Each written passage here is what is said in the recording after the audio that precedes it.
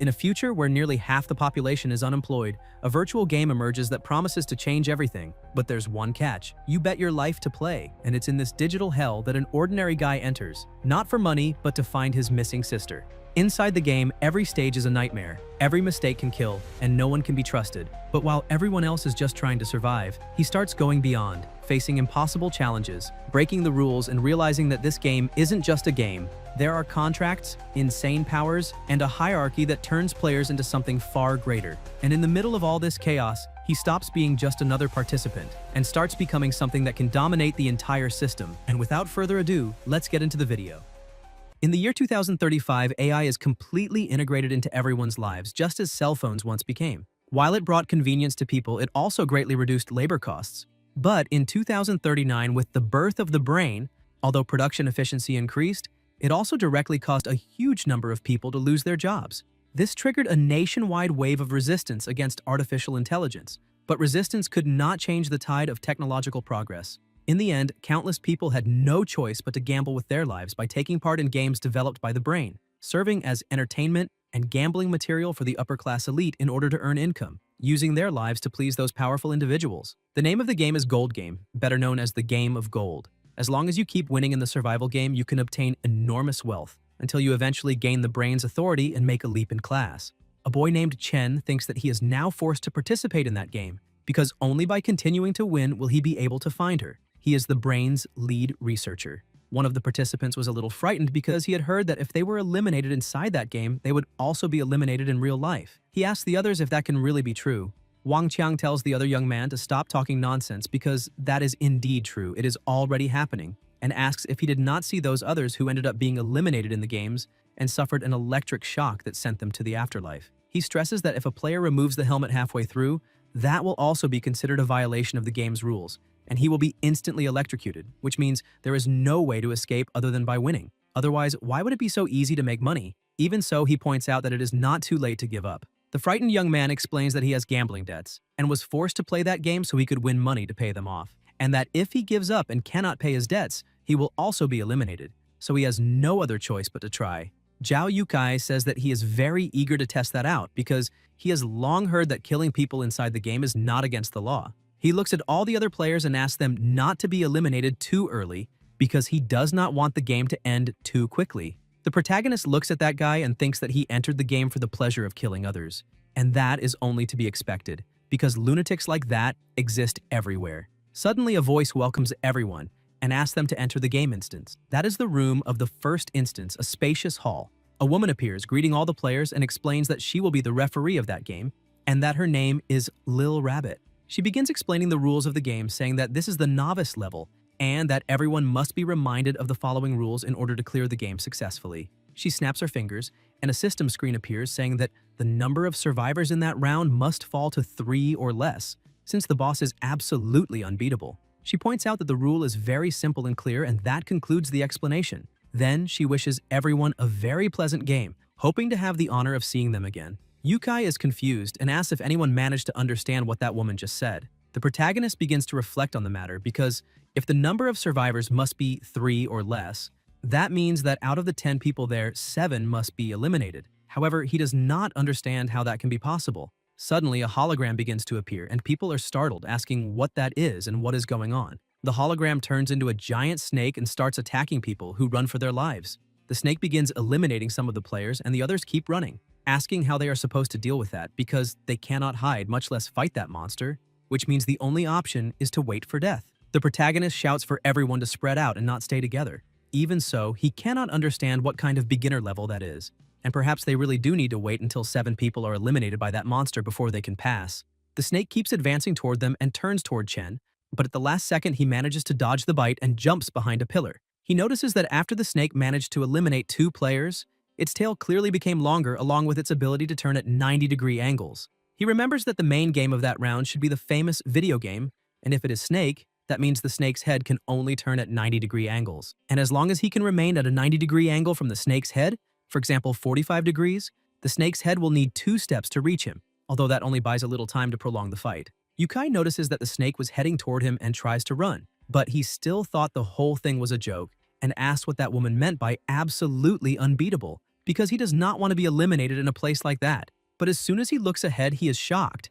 The snake was right in front of him, preparing to bite him. Even so, he manages to dodge and asks when that monster appeared in front of him. But before he can complain about anything, the snake resumes chasing him. He runs again in desperation, trying to calm down a little because he needs to find a way to get rid of that thing, since if this continues, it is only a matter of time before he is eliminated. While running, he notices that the protagonist was hiding behind the pillar, and he is the only one close enough, so he thinks the protagonist could give his life to save him. He changes direction and starts running behind the pillar. Meanwhile, the protagonist was thinking that the brain would never create such a purely elimination-based mission just to eliminate players, so the crucial information is probably the second rule. The snake is absolutely unbeatable. But it did not say the snake could not be eliminated. And according to the rules of the snake game itself, if the snake's head hits its own body, it will be eliminated. And as long as he remains constantly at a 90-degree angle from the snake's head, it will need at least 2 steps to bite him. And during that time, there may be a chance for it to hit its own body. He thinks that no matter what happens,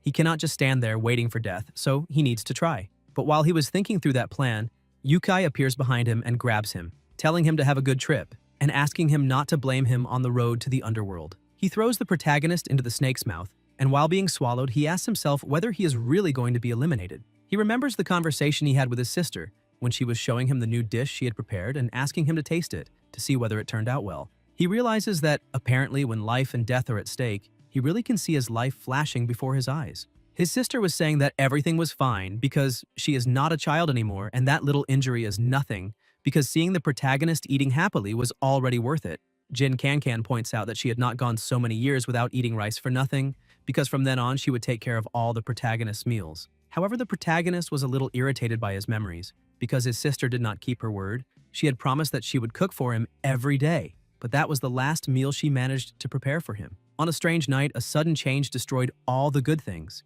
He lost his job as the brain's researcher and was crushed under enormous debt. Completely destroyed by depression, the protagonist was drowning himself in alcohol. His sister tried to comfort him, but he only told her not to worry about him. Even so, Can did not give up and asked what nonsense he was talking about because he was her brother. So how could she leave him like that? He had thought that she would grow resentful toward him and, in the end, would give up and leave him alone. But she did not do that. Seeing her brother sink deeper and deeper, she often went to him, telling him not to worry, because she would solve the financial situation, since she was no longer a child who could only hide behind him and be protected. Because of that, she entered that cursed game to try to save him. Determined, she said that maybe she could do something, and after that she never came back. That is why he must find her no matter the cost.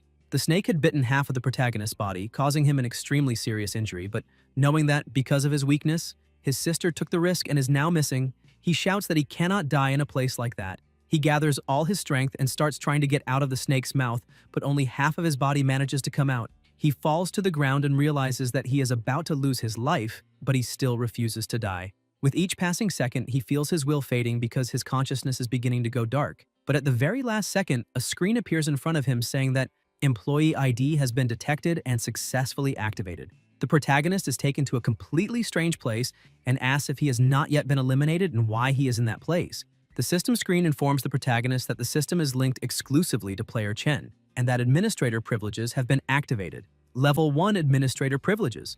Code editing, allowing free editing of attribute points, only for himself. The protagonist remains confused, asking what the system is, but decides to test it, and when he looks at it, he sees the attribute panel and thinks that it is like adding points in a game. That brings him great hope, because if he is right, there is a great chance to turn that game around, as long as he focuses on agility to increase his speed. But then he sees the endurance and strength options, and thinks that something is wrong, because increasing speed just to keep escaping will not help in that situation, and what he truly needs at that moment is strength. As soon as he chooses what he wants to increase, the system informs him that the attribute editing was successful. In addition, the system also detects missing player data and asks whether he would like to restore it. The system also issues an alert saying that he can edit and allocate personal attributes at any time, and that every level gained will increase all attributes. He confirms the choice and thinks that with those abilities, he can maximize a single attribute at any moment, becoming even stronger as the attributes improve with future level ups. He truly does not care about the rules of the game because he will do anything to rescue his sister. The system informs him that the strength increase has been applied and the data restoration as well. Automatically, his legs are rebuilt and the snake comes toward him. But this time, the protagonist is completely enraged. The snake tries to bite him and starts swallowing, but he manages to pry open the snake's mouth with one hand and, with the other, grabs the snake's tongue. His eyes begin to shine, his breathing grows heavier, and a strange aura starts to come out of his body. He asks the snake whether it really likes eating so much, because he wants to see who will eat whom in there. He bites the snake's tongue, making it feel intense pain and throw him out of its mouth. Chen lands in a heroic pose and takes a deep breath. The aura around his body is still terrifying, making all the other players stare at him in fear and ask whether he is really human. Chen looks at the snake and wonders if the attack worked, since a health bar appeared on it, showing that he managed to take away 1 point of its health. Even so, he is satisfied with that result because it means that Snake is not completely immune to physical attacks. However, he realizes that with his current power, killing that snake by force is not realistic, and that even if he sacrifices other attributes to pile everything into strength, it would still be difficult to face that beast head-on, and at best, he would only be able to hold out for a brief moment. So perhaps it is better to continue with the previous plan and put all the points into agility, because then he will be able to use the rules of the snake game. The snake tries to attack again, but the protagonist dodges, thinking that in order to make the snake's head hit its own body, he needs to position himself correctly because in the original game settings, if the snake's head touches its own body, the game ends. And if he's not mistaken, that should be its only weakness. With that in mind, he steps in front of the snake again to draw its attention. The snake begins chasing him, and he runs toward its body, and with everything set up, now all that remains is to see whether this will really work. The snake prepares to bite him again, but the protagonist jumps, making the snake bite itself. He realizes that his idea was correct, and that this really is the weakness the snake has. However, that weakness was patched by the brain, and because of that, everything returns to square one. But it also indirectly proves that the boss's authority cannot be defeated. And at that point, the players will naturally believe the rule about clearing the game when the number of survivors falls below 3, causing them to fall into a trap, because once they do that, they will inevitably eliminate one another, falling into an unavoidable situation, and that is exactly what the game administrators want to see. But as long as the snake's protection mechanism can be solved, it should be defeated. However, someone needs to distract the snake, and then an external force must make the snake's head touch its own body. He looks at Yukai and thinks that he was responsible for his near death, but at least now he has manpower. Yukai's partners say that the protagonist disappeared, and Yukai tells them to keep watching to the left and the right. He explains that the 3 of them need to hide there, because the rules also say that as long as 3 people remain, they can clear the game, which means they do not need to stir up any more trouble. The subordinates say that their boss really came up with a brilliant idea, and besides, the protagonist showed some skill and might even be able to eliminate that boss. Yukai thinks that if the protagonist really can do that, then it would save them a lot of trouble since they would simply win by default. Chen appears beside them and asks if they really think they will win by default, and questions whether they are acting as if he does not exist. With terrifying speed, the protagonist appears in front of them and grabs Yukai by the neck. Chen says that he is choosing him not to move, otherwise if he accidentally lets him go, he might leave the game earlier than expected. Yukai tries to persuade the protagonist, calling him friend and saying they need to talk things over, because he admits that what he did before was unethical, but in that situation they need to unite. Chen tightens his grip around his neck even more and lifts him off the ground, saying that eliminating him first and then joining up with the others is not impossible. Yukai keeps begging for his life, saying that he acted the wrong way. One of his subordinates calls the protagonist a bastard, shouting for him to let go of the boss and tries to attack him, but Chen throws Yukai into the young man with such force that the moment they hit the wall, the young man loses his life. Yukai gets angry and tries to insult the protagonist, but Chen cuts him off and slams him to the ground, stepping on him, and explains that he has a plan, and if it succeeds, it should solve the problem of that boss. But a bait is needed to draw the snake's attention, and to show how fair a person he is, the protagonist asks Yukai to choose between betting on his idea or being eliminated right there, because there is not much time left and he had better hurry up. Yukai shouts that he will do whatever is necessary, but thinks that a hero does not suffer immediate losses, and that after that level he will have another chance to take revenge. The protagonist lets him go, saying that he must do exactly as he is told, because if he notices any funny business, he will not mind eliminating him and then dealing with the boss afterward. Yukai simply accepts everything that was said, but points out that the protagonist had better really be capable of handling that beast. He walks away in irritation, and his subordinate asks if they really should trust the protagonist and serve as bait, because that job seems to have a 1 in a million chance of survival, and they already lost 1 member, so they cannot be the bait. But Yukai starts laughing and asks who said that he would be the bait. He goes over to the group of people and tells them that if they do not want to be eliminated there, they need to lure that snake over to him, because he has already figured out how to deal with it. The young man who had been frightened from the beginning refuses, saying that beast is not something they can deal with. The player standing beside him agrees and says that if Yukai wants to go, he can go by himself and not drag everyone else along. Yukai walks over to the samurai-haired guy and kicks him into the middle of the game area. The man trembles in pain, unable to move, and the snake goes over to him and eliminates him. Yukai shouts that he was very polite to them and asks if they really believe he will not eliminate them all and tells them to do the same. Everyone tries to leave, but he grabs a woman, saying that she has to stay. She asks what more he wants because she already did everything he asked. He grabs her by the body, saying that he is giving her a way out and that she needs to follow him from now on, and that when everyone else is eliminated, the three of them can clear the game successfully. Or if she prefers, she can also become the boss's dinner together with the other useless people. Another woman and the frightened young man try to run from the snake, but the young man is also eliminated. Seeing that, the woman becomes completely terrified and realizes she has no choice, eventually agreeing with him, saying that as long as he does not get her eliminated, she will do anything. The other subordinate asks his boss whether this will really work because that woman will not last long and will also soon be eliminated. Yokai looks at the woman beside him and says that they could have a nice trip because if they are not eliminated, then how will he reduce the number of survivors since he cannot be eliminated there because he still has blessings to enjoy in the future. He looks at the protagonist thinking that the kid humiliated him just now, so he must be eliminated. The snake starts heading toward them, and Yukai says that this is the perfect moment and that they can pretend to cooperate while waiting for an opportunity to eliminate him afterward. He runs over to the protagonist saying that they managed to lure the beast over and asking what they should do.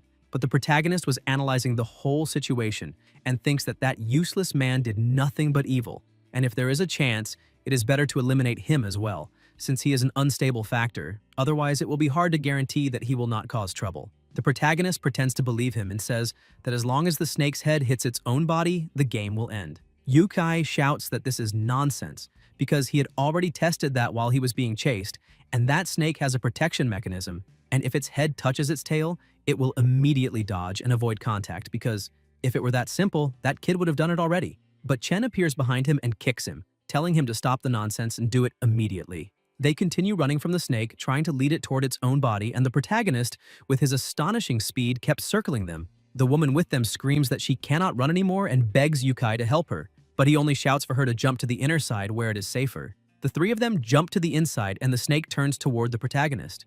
Yukai smiles and says that the chance is right there, because the protagonist was nothing more than an idiot barking orders at everyone, and now he will be eliminated. But Chen releases his strength again and attacks the snake with everything he has, leaving everyone stunned. The kick was so strong that it changed the snake's direction, sending it straight toward Yukai. He's horrified and asks how that is possible. He manages to move a little to the side, but his arm is torn off, and because of that, the snake bites itself, cutting off part of its own body. The subordinate runs to his boss and asks whether he is all right. Yukai, in terrible pain, tells the protagonist not to think this is over because he will remember this debt. The game congratulates the players for injuring the boss of the Surrounded by Snakes game instance, and the hidden achievement Snake Hunter has been unlocked. The player's level rises to 3, granting 6 free allocation points. But the protagonist is surprised to see that the snake was only injured because it should have been eliminated by that blow, so he wonders why it was only wounded. He looks at the snake and realizes that perhaps it really is not dead. Rabbit appears, congratulating everyone on successfully clearing that game instance, and all surviving players receive corresponding experience and a cash reward. In addition, the other players also receive 3 attribute points to allocate freely, and the MVP player gains an additional lottery draw. Specific settlement matters will be handled after the end of the game. She also points out that other players can view their attribute panels for details, but she will not go into that there. Yukai's arm grows back, and the blonde woman notices that she also leveled up, and that is great because now she is finally not completely defenseless. Yukai's subordinate is amazed by the status panel and feels unsure about how he should allocate his 3 extra experience points. Yukai realizes that his arm returned 100% to normal, which shows that Heaven has not abandoned him yet, because when a level increases, negative physical states are also reset to their original condition. Rabbit walks back and forth, saying that now they will follow the principle of the minority obeying the majority as decided by the players, and asks if they would like to activate the hidden mission. And if the number of people present falls to 3 or less, the hidden mission will be forcibly activated. She walks over to the protagonist and looks directly into his eyes, saying that this is a special reminder, because once the hidden mission is activated, it cannot be cancelled. And if they manage to complete it, all surviving players will awaken a random ability, in addition to generous rewards. Moreover, the rewards are unique, meaning that if they lose that chance, they will not get another one, so they should seize that opportunity. She stresses that the 1-minute countdown will begin immediately, so they need to decide. Yukai was already eager to accept the mission because he did not expect to be able to acquire an ability directly, since he had heard that players with abilities and players without abilities are incomparable. The protagonist realizes that Rabbit said that 4 survivors do not meet the conditions to activate the hidden mission, which means that the so-called hidden mission and the trap rule are actually the same thing. However, he does not know why they need to go so far as to create a trap rule to lure players into a hidden mission, unless the system's purpose is to lure players to their own deaths. And if a player is eliminated in the game, they will also be eliminated in real life by the helmet's powerful electric current, which shows that no one cares whether the players live or die since they are being lured into participating in their own deaths in a hidden instance with greater risk, thus generating more traffic because that is the true objective. That means the safest choice at that moment is not to do everything the higher-ups want. The protagonist says that he does not agree to proceed with the hidden mission. The woman points out that she does not want to stay in that place that kills people, as if it were nothing for even one more second. So she also opposes the mission. The subordinate tells his boss that the money they earned from the current mission is already enough for them to spend for a while, and besides, it is too dangerous to continue there, so they need to leave. Rabbit looks at them and asks if they are really deciding that, saying that it is a pity and that they should think carefully, since the rewards for clearing the hidden instance are very generous. Not only experience, but also items and abilities, and those game items are readily available even outside the game, able to generate a great deal of money and prestige. The protagonist interrupts the referee, telling her not to say anything else, because they already refuse to activate the hidden mission. Rabbit takes a deep breath, saying that unfortunately the protagonist is right, and if that is the case, with 4 surviving players and 3 refusing to activate the hidden mission, she announces that the game ends there. Yukai, obsessed with gaining more power, refuses to accept that, saying that it cannot end that way because if he had abilities like the protagonist, he could be just as arrogant. And if he had abilities, none of that would have happened. He grabs his friend and tells him to go in peace, promising to take care of his family, and eliminates him right there. The girl is shocked and terrified by that. The game notifies them that only 3 players are now detected as survivors. Therefore, the hidden mission is active. The protagonist is also surprised because he did not expect that beast to eliminate his own friend just to forcibly activate the mission. The entire place begins to shake and things start breaking apart. Countless snakes begin to appear from every side. Rabbit says that 3 surviving players meeting the conditions for the hidden mission have been detected. She explains that everyone must survive for 10 minutes, and the surviving players will receive extra rewards after the mission ends and that the countdown will begin immediately. She mocks the protagonist, saying that he is a sweetheart, but apparently they did not share the same opinion, and she truly thought that hidden mission would not be activated that time. But in the end, it all turned out very interesting because there are always humans who, driven by greed, corner themselves into dead ends, constantly squeezing their own room for survival until they bury themselves completely. The ground begins to tremble, and Yukai says that he only needs to last another 10 minutes, because after that, he will have nothing left to fear from anyone. The protagonist thinks that things have already reached a point where he can no longer just stall, because with those 2 giant snakes combined at the same time, even with full health, it would not be enough to face them. Suddenly, some snakes begin attacking other snakes, and the protagonist notices something strange, wondering what is going on, because those snakes are not splitting apart, and perhaps the so-called protection mechanism only applies to each snake itself. And if 2 snakes collide, then the devouring rule takes priority. And if he is not mistaken, the hidden mission is simply an extension of the original game, and the rules must be universal. So as long as he can eliminate the 2 beasts, he will be able to solve the problem. He changes his points to strength and thinks that at that moment he must find a way to make the 2 bosses collide, because this is his last chance. Yukai grabs the woman by the arm and thinks that he needs to survive for 10 minutes no matter what, and if necessary, he has to use that woman as a shield. He changes his points to agility. But the woman changes her 3 points to strength and pushes Yukai toward the snakes, saying that he is scum and deserves to be eliminated from the world. Yukai curses at her, asking how she dared to betray him because he eliminated his own subordinate to activate that hidden mission. So how could he be the one eliminated there? She asks what kind of betrayal he is talking about and tells him not to think she does not know what kind of person he really is, because he eliminated his own subordinate, so how could he possibly spare her life? Yukai grabs her leg, saying that he does not want to be eliminated and begging her to save him, promising to give her money once they get out of there. She kicks him, telling him to die alone. Yukai keeps holding on to her and manages to pull her down to the floor, saying that he calculated everything, but never imagined he would fall because of her. And because of that, they should be eliminated together. Unfortunately, he manages to drag her into the snakes along with him. Because of that, only the protagonist remains alive, becoming the target of all the snakes. He thinks that to stay protected from that swarm, there is only one safe place. Exactly there. He stops running and jumps into the mouth of one of the snakes, but notices that this time the bite force was much stronger. Although luckily he had the attribute points gained from the upgrade, otherwise he really would not have been able to endure it. The two snakes begin moving in the same direction, and the protagonist shouts that this is exactly what he wants because success or failure rests on a single move. As soon as the two snakes get as close as possible, he jumps, thinking that now it is life or death. The snakes attack each other, and because of that, both are eliminated, making the protagonist's plan succeed. The game informs him that the system has detected that the game surrounded by snakes was successfully completed, and the hidden mission was also cleared. Chen became the MVP of that game. Because of that, his level was raised to 8, and he currently has 10 free attribute points, in addition to having obtained a skill selection opportunity. His administrator authority was also upgraded, and a new authority was obtained, code duplication. With that, he can replicate any game code from a deceased individual within 30 minutes and integrate it for personal use. However, the level of the summoned code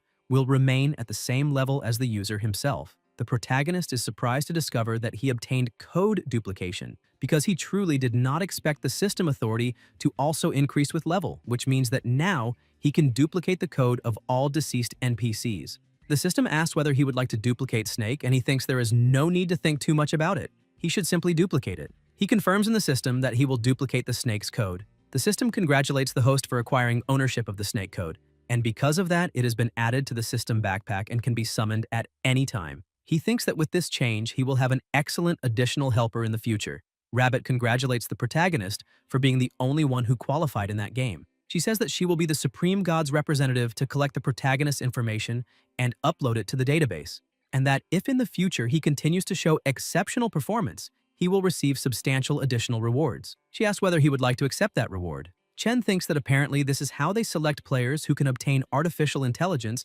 and then monitor them. And if the higher-ups consider those people a threat, it is hard to guarantee that they will not be eliminated. He looks at her and thinks that for a moment he had been fooled, but those system girls, simply put, are avatars of the artificial intelligence itself inside the game, and each of them holds a fraction of the AI's authority. Although the amount is extremely small, if he can accumulate them by hunting the system girls, he will be able to obtain artificial intelligence authority inside the game. Rabbit calls the protagonist's attention, asking if he is listening or if he went offline. Chen simply orders the snake to devour Rabbit. She is terrified and falls to the ground saying that he is cheating, but the snake manages to eliminate her, and the system appears saying that he acquired the unique authority of AI God 0.1%. The protagonist thinks that being able to wish for something and obtain it is the goal in the future, so he must hunt as many of those artificial intelligence avatars as possible. However, he needs to do that in an extremely secretive way so he will not be detected by the higher-ups, but for now, it is time to go back. He removes the helmet and breathes heavily,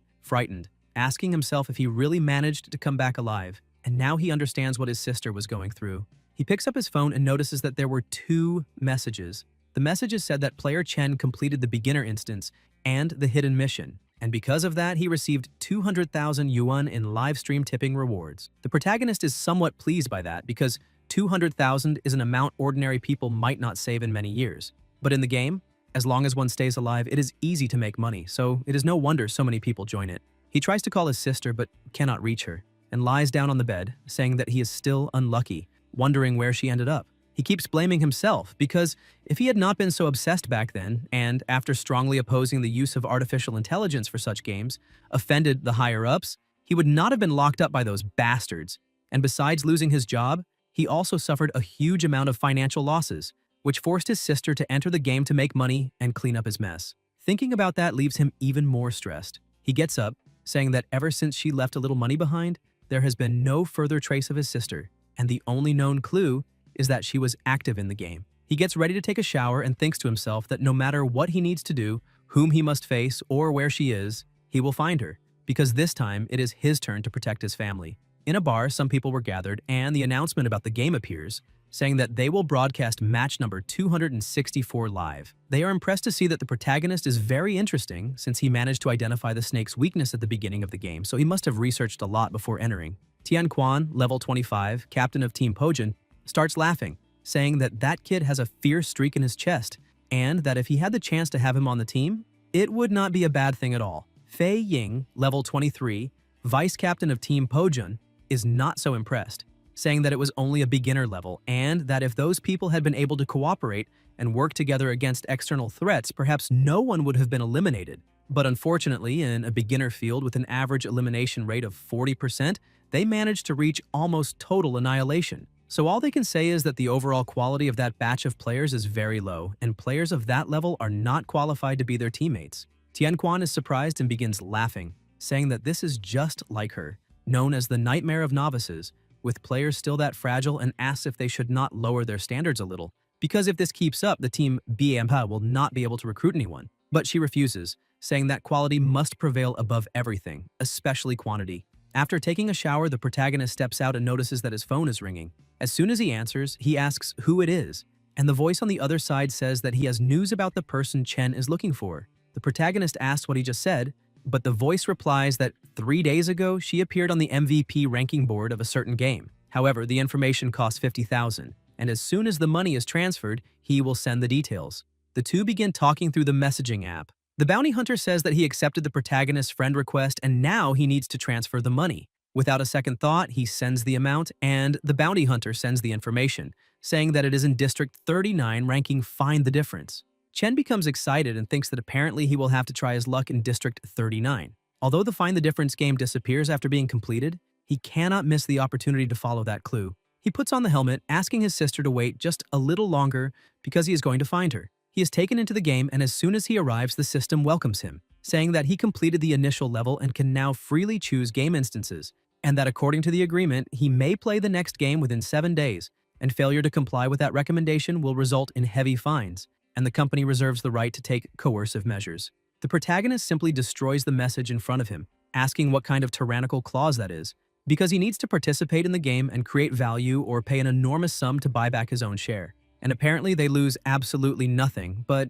in any case, he is not in the mood to deal with that now, since the most important thing at that moment is to find his sister and regain control of the artificial intelligence. He opens his status panel. Currently, his strength is at level 14, agility at 10, and both vigor and intelligence at 8. In addition, he also has 10 points to reallocate into any of those stats. He begins analyzing the situation because, judging from his previous experience, although combat power is not the only factor in clearing a game, it still greatly increases the chances of survival. Therefore, strength, vigor, and agility are the attributes that should be prioritized at that moment. As for intelligence, which symbolizes mana, it is not that important. With the 10 additional points, he decides to put 6 into strength, raising it to level 20, and 4 into agility, leaving it at 14. He feels the energy inside his body changing and his strength increasing exponentially. However, when he looks at the panel again, he notices that he has a skill slot he had almost forgotten, but after completing the last level, he had the chance to acquire a skill. And this is the perfect moment to use it because before entering the game, he must strengthen his total power as much as possible. He focuses and tells the system to begin the skill draw.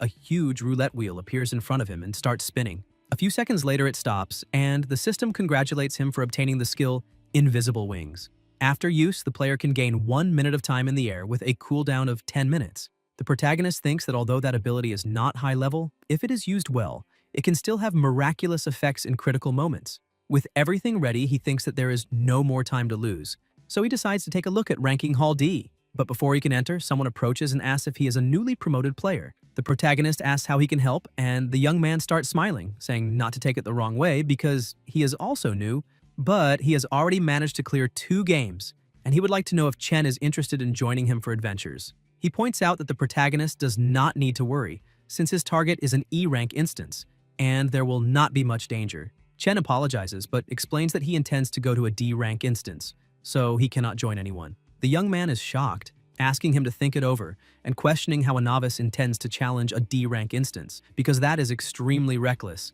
and he runs a serious risk of being eliminated. The protagonist reaches the door, and the system asks him to confirm whether he wishes to enter Ranking Hall D. However, once selected, it cannot be cancelled. Determined and knowing what he needs to do, he confirms, saying that he wants to go to Ranking D and that his target is District 39. The man keeps staring at the protagonist inside the elevator, thinking that guy must be crazy. As soon as he enters District 39, the required number of people is reached. Together with him are 4 more people. Xia Shiyu, level 13 with 3 completed games, Zhang Tianba, level 16 with a total of 5 completed games, Gu Qiang, level 11 with 4 completed games, and Shu Tian, level 14, also with 5 completed games. The system girl appears and greets everyone, welcoming them to the game Heavenly Thunder, Earthly Fire. She introduces herself as Little Ant and says that she will explain the rules of the game. She says that to make things simpler and more direct, she will go straight to the point, emphasizing that the entire area where they are standing is a minefield. In addition, there are 30 landmines buried throughout the area, and they need to find them all or detonate them.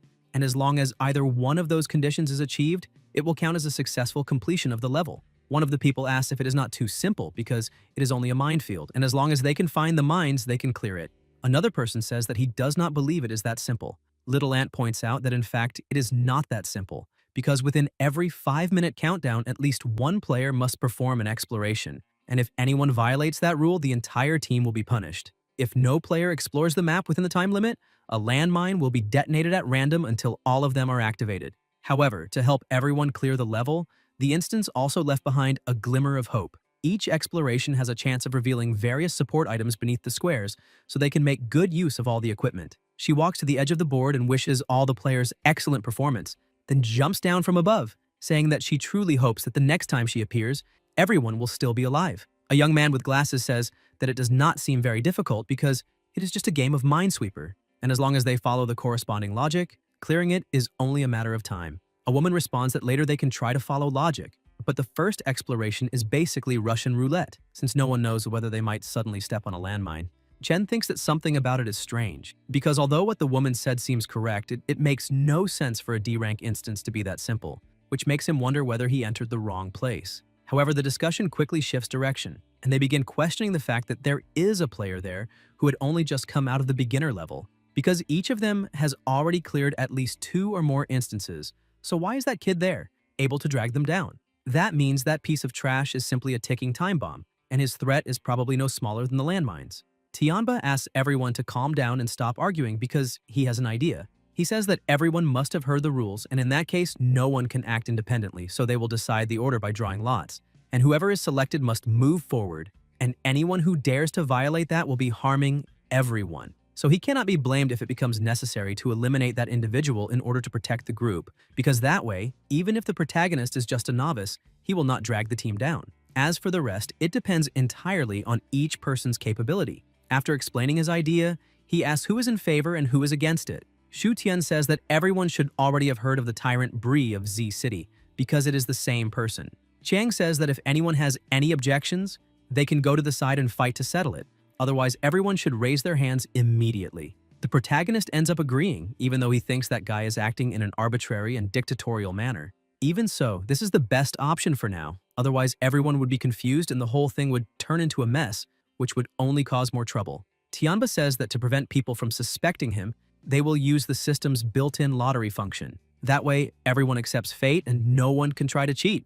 But in truth, Tianba thinks that everyone there is nothing but a bunch of idiots, because his ability is Hand of Fortune Theft, and for a game based on luck, he can handle everything easily. And it was not for nothing that he bought that internal information for a high price on the black market. Otherwise, he would have been reluctant to use that precious ability, which can only be used 3 times in total. As soon as he performs the draw, he starts laughing, saying that he did not disappoint anyone because he drew number 1. And since that is the case, he will assume the lead and open the way for everyone. A blonde young man says that he does not believe that, because it is too much of a coincidence that he drew the first number, and asks if it is possible that that guy is absolutely confident in the safety of the first choice. The girl beside him says that it is fine and tells him to stop talking, because the fewer problems the better, since he cannot beat them, so he should not make himself a target again either. Besides, that is a system mechanism, so she believes there is no possibility that they are being deceived. Tianba chooses where he wants to start, is teleported down, and stands on number 1. He looks up and apologizes, saying that apparently his luck is not very good, and asks who is next to proceed. The woman is a little frightened because there are still large safe areas that have not been opened, and just walking randomly is too risky. She looks back asking if anyone is willing to switch turns with her, but the other woman tells her not even to think about it because that situation is a life or death gamble, and with bad luck she could end up dying, so there is no possibility of anyone trading places with her. Chiang tells her to be sensible and move already so they do not waste time. Still frightened, the woman says she understands and asks everyone to stop rushing her. Suddenly, a system screen appears for the protagonist saying that he possesses authority of 0.1%. He is surprised to realize that those are hidden details of the instance, and that apparently even his low percentage of artificial intelligence authority can be useful. And if he can recover more information about the instance, the difficulty of that game will be greatly reduced.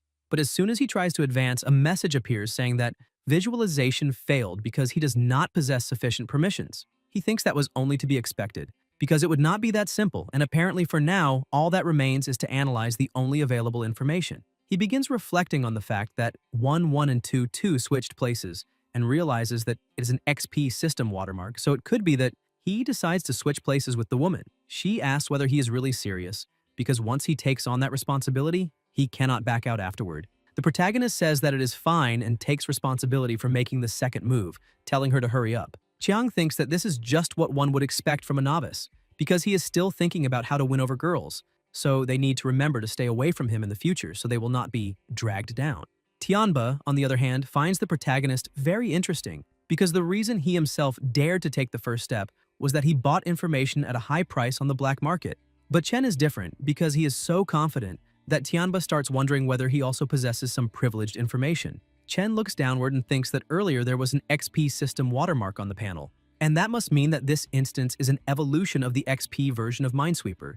Unfortunately, he is already quite familiar with that game. He remembers when he was teaching his sister how to play, saying that the rules are the same, since it is one step at a time, and if she wins, then he can order takeout, but if she loses, she will have to cook at home. Can gets a little pouty, saying that he is being too bossy, since he has already beaten her countless times at Minesweeper. The protagonist says that it is fine, and that he will accept a small loss and let her go first, because that is a computer with the XP system, and the first step in Minesweeper is absolutely safe. He asks if that is fairer now. Can becomes happy, and hugs her brother with a smile on her face, saying that he has always been the best to her. With everything settled, he says that now there is no turning back, and if she loses, she will have to cook. Because of the memories that will not leave his head, he promises once again that he will find her at all costs. He analyzes that instance because it is based on the XP system's Minesweeper. Tianba is standing on 2-2, which should originally have been a landmine, but XP Minesweeper has a first-step protection rule, so the mine was not detonated, but moved to the upper left corner position, 1-1. This is also the reason why the system requested that 2-2 and 1-1 switch positions. So, obviously 1-1 must be a mine, and the number Tianba revealed is 1, so all the squares around him, except 1-1, are safe. And even if he had tried to meticulously obtain the first position, he probably got the instance information through other channels. The 10-second countdown appears and people tell him to move already, asking if he was not the arrogant one. But apparently he is playing the hero to save the damsel and is now scared. The woman who had switched positions with the protagonist asks everyone not to misunderstand because he switched with her willingly, and she is not familiar with him. Chen smiles and chooses his position, appearing next to Tianba and revealing several bombs. Tianba is impressed. The system congratulates the protagonist several times for obtaining a small life position, and also several times for obtaining the small speed position, in addition to obtaining the strange capsule. People cannot believe it and ask if he guessed it through pure luck. The woman who had been scared before now starts complaining, saying that she should not have switched with him, because all of that should have been hers. Tianba looks at Chen, saying that he is very good. This is very good because his analogy was correct, and apparently as long as they follow the rules of the traditional Minesweeper game, they will be able to proceed normally. However, that is a rank D instance, so there must probably be hidden rules, just like in the Snake game, so he must not be careless at all. Besides that, he knows Tianba made a huge effort to obtain the first position, so it is clear that he got first-hand information through other channels. On top of that, his acting is ridiculous and clumsy, so he can see right through the hypocrisy. Tianba touches the protagonist's shoulder, saying that he made an excellent move, and even though he is a newcomer, he has meticulous and precise thinking, so he will have a great future. But Tianba was actually irritated because he was thinking that the protagonist definitely also had insider information and should have been a little wiser and taken the second step by himself, since those items are all valuable and can even be used to save lives at critical moments. And the protagonist is managing to act easily and decisively. He shouts for the others to move already because if anyone dares to harm everyone, then he will act on behalf of the group. He looks at the protagonist, thinking that he will let him keep acting smug for a little longer, because he will soon find a good opportunity to eliminate him. That way, all the items will fall into his hands. Tianba's group tells him to stay calm because they are on the upper side, so no one will try any funny business. And because of that, the next person will go immediately. A woman in a white dress says that she will be next and will choose right away. She analyzes the board, thinking that that place must be a mine, so she will mark it with a flag. Then the adjacent one definitely is not, so she chooses there. Her thinking was correct, and she got a safe position. The blonde young man simply leaves everything to luck, but he also gets a safe position. Right after that, all the others quickly go and get their safe positions. The woman in white asks why there had been so much confusion, because she had thought that instance would be very difficult, and apparently, it is simply Minesweeper, and it will be a little easier to clear the whole map, but the man in the hat says that she cannot simply say that because that is a very old game, and if a person is not familiar with the rules and how to play, it is extremely easy to make mistakes. The woman ends up agreeing with him. Shiyu, who is standing beside the protagonist, calls him and says that he must have noticed it because that guy, Tianba, definitely cheated with his ability during the drawing, but the protagonist simply ignores it, asking what it has to do with anything, whether he knows or not, because at most, that guy only exploited a loophole in the rules. Shiyu says that may be true, but the protagonist's smug attitude is getting a little annoying. She decides to introduce herself, saying that her name is Shiyu and that she is a game streamer, and apparently he is quite familiar with that game. So she would like to know whether he wants to take care of her while she takes care of him in the future. But the protagonist looks a little confused, asking how she plans to do that since this is a deadly game, where it will be either her or him, and not an ordinary virtual game. Shiyu asks whether he really had to be so harsh with his words, since this is only an attempt to stay together for warmth. And that is a shame, because only in a certain game had there been a girl willing to team up with her. She points out that she's not trying to boast to the protagonist, although she is also a woman. That girl who had been with her was incredibly strong, and it was the first time she had seen such a strong female player. However, she had forgotten to ask her name and only remembers that she was a golden-haired girl,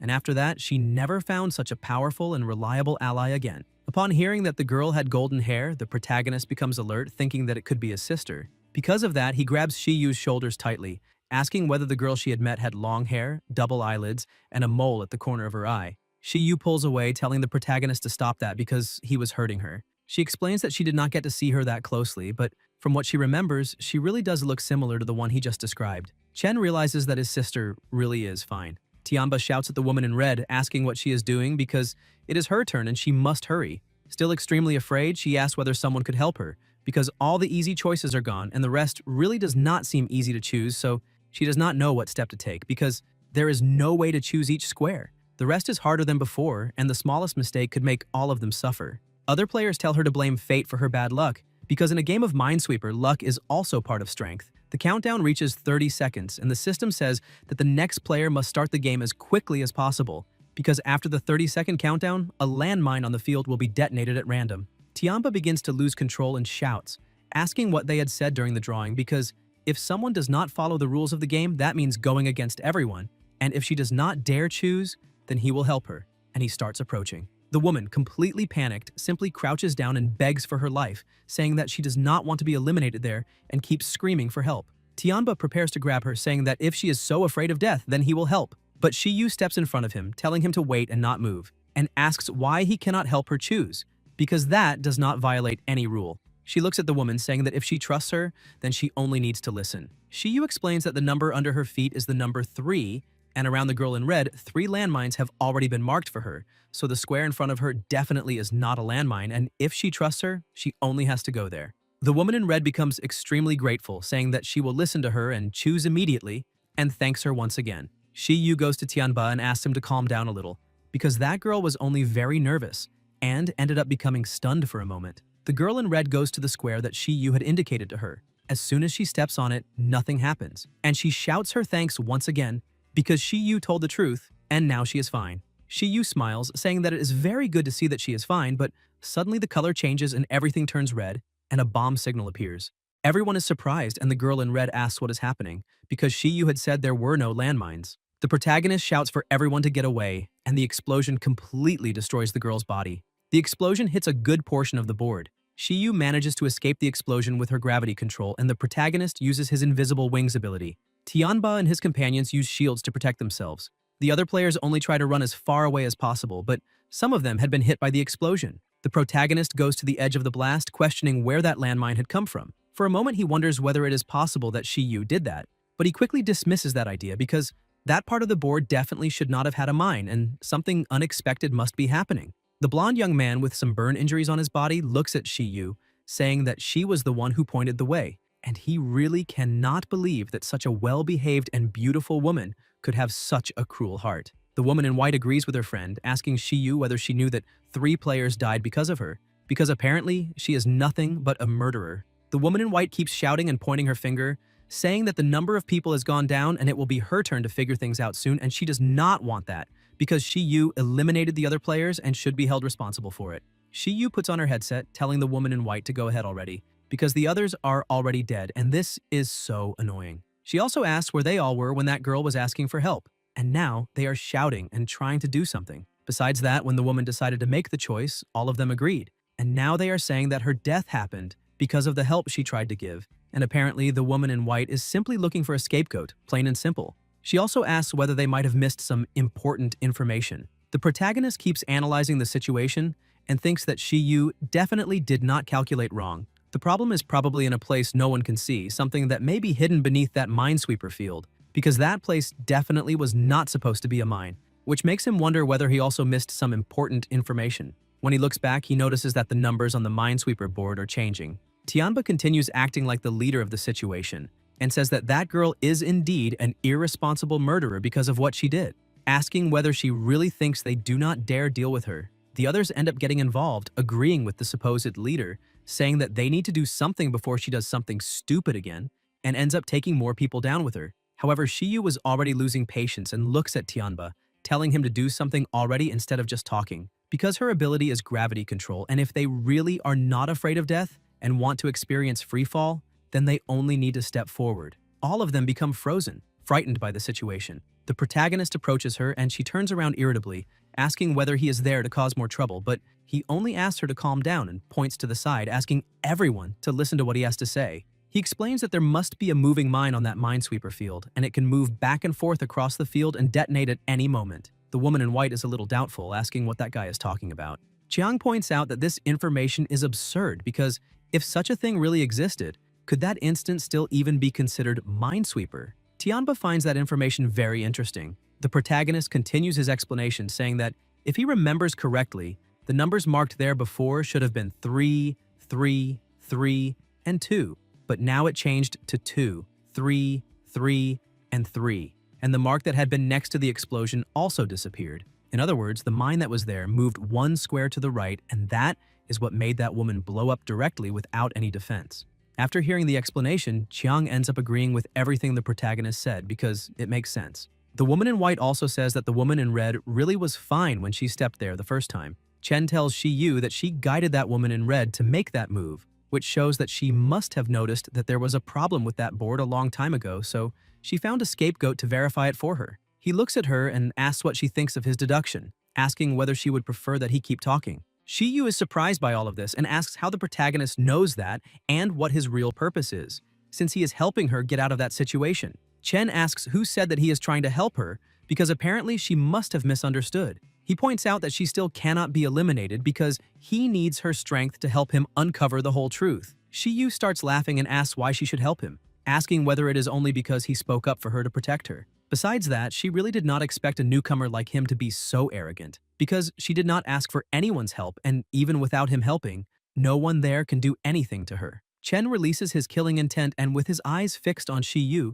he says that she is giving herself too much credit. He steps a little closer and looks directly into her eyes, saying that he is only informing her, not discussing things with her. Shiyu freezes, seeing that the pressure from the protagonist's aura is extremely intense, which makes her wonder whether that boy really is just a level 8 newcomer, because he may be a hidden level specialist fishing among novices. She remembers the reaction the protagonist had when she mentioned the golden-haired woman and thinks that there is no harm in cooperating with him a little. At least she has the information he wants, so he probably will not attack her. She tries to smooth things over, calling the protagonist handsome and saying that there is no need to make things so tense between them, because he helped her, so naturally she should help in return, since she does not want to owe a favor. She explains that her Heavenly Eye ability can only be used 3 times a day, and she has already used it once. Tianba asks the protagonist who could possibly remember the numbers so precisely, since so many had already been revealed. Zutian agrees with his boss, asking whether it is possible that the protagonist interpreted it wrong. Chen explains that he is a programmer who is especially sensitive to numbers, so it is impossible that he made any mistake. Besides that, speaking without any basis makes no sense. Tianba touches the protagonist's shoulder again, saying that it is fine and that his deduction is indeed interesting. But at that moment, they still need to continue the game since they do not have time to verify something that may theoretically not even exist. Chiang keeps acting arrogantly, saying that they have no time, so the protagonist needs to stop causing trouble. Chen takes a deep breath and points forward, telling everyone that it is not difficult to verify whether the landmines move. He says that they saw that square and it is clearly safe, but to be honest, he has a detection ability that can reveal hidden mines around him, though it is limited, and according to his observation, there is indeed a mine nearby. Chen says that the verification method is also very simple, because he only has to step on the square. Shiyu is startled, asking whether the protagonist is serious, but he keeps walking while thinking that the previous mine that caused the explosion took about 0.5 seconds. Therefore, his escape time must be controlled within 0.2 seconds.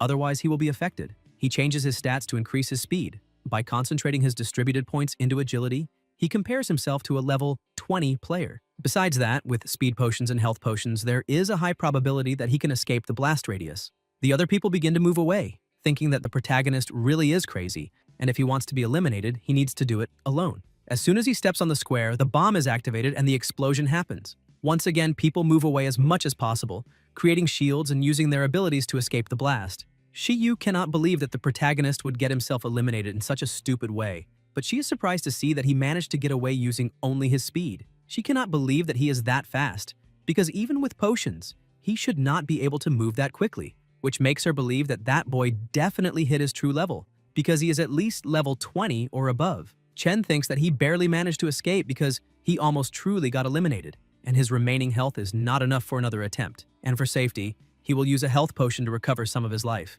Everyone is impressed, seeing that he really was telling the truth and that there are moving mines underground. The woman in white panics, saying that they're simply doomed because even if they knew where the bombs are not, what could they possibly do since they can move freely? Besides that, they cannot see underground, and the mine's path is also impossible to calculate.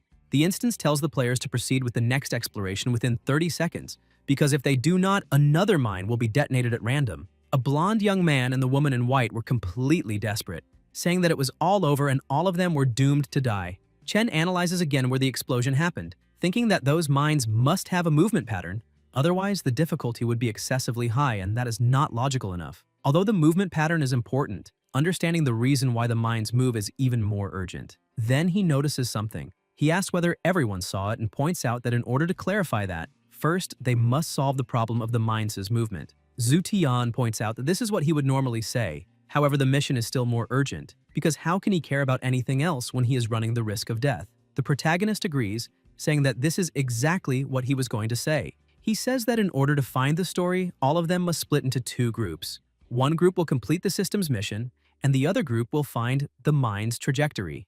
Zudian says that he chooses the system's mission, and the girl in white points out that those moving mines are invisible and untouchable, and if she is not careful, she will also be blown up. That means she does not want to walk straight into her death, so she also chooses the system's mission. Chen looks at Shiyu, saying that the others should continue completing the system's mission, and Shiyu will investigate the issue of the mine's movement with him. He asks whether anyone is against that.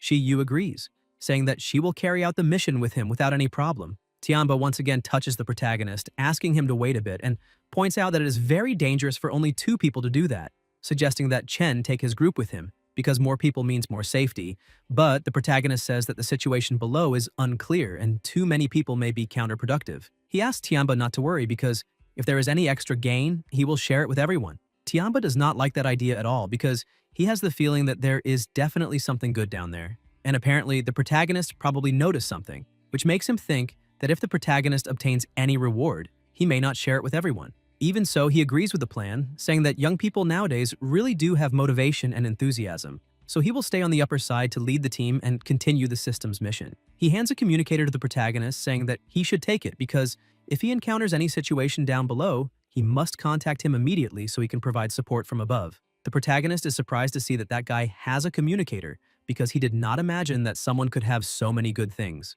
Chen accepts it and sets off on his mission, but Tianba's real strategy is actually different. He thinks that the protagonist believes he can play mind games with him, but thinks the protagonist is still too young for that because as long as he finds something good, he can detonate all the mines up there, and by then, the instance will be cleared. So he will have all the rewards and everyone else can be buried there. Shiyu asks whether Chen really thinks Tianba will help them, because even she can tell that guy is no good. And it would be a miracle if he did not take the opportunity to stab them in the back. The protagonist says that it does not matter, because he never expected that guy to keep his word, and in any case, he does not need that. Shiyu points out that she does not understand what he's thinking, but asks him to come closer because her gravity ability has a distance limit. He comes a little closer, but she does not think it is enough and hugs him from behind, making Chen surprised. She tells him not to think too much because she also has no other choice, since her ability is something unique, and if she does not hold on to him, he will simply fall to his death.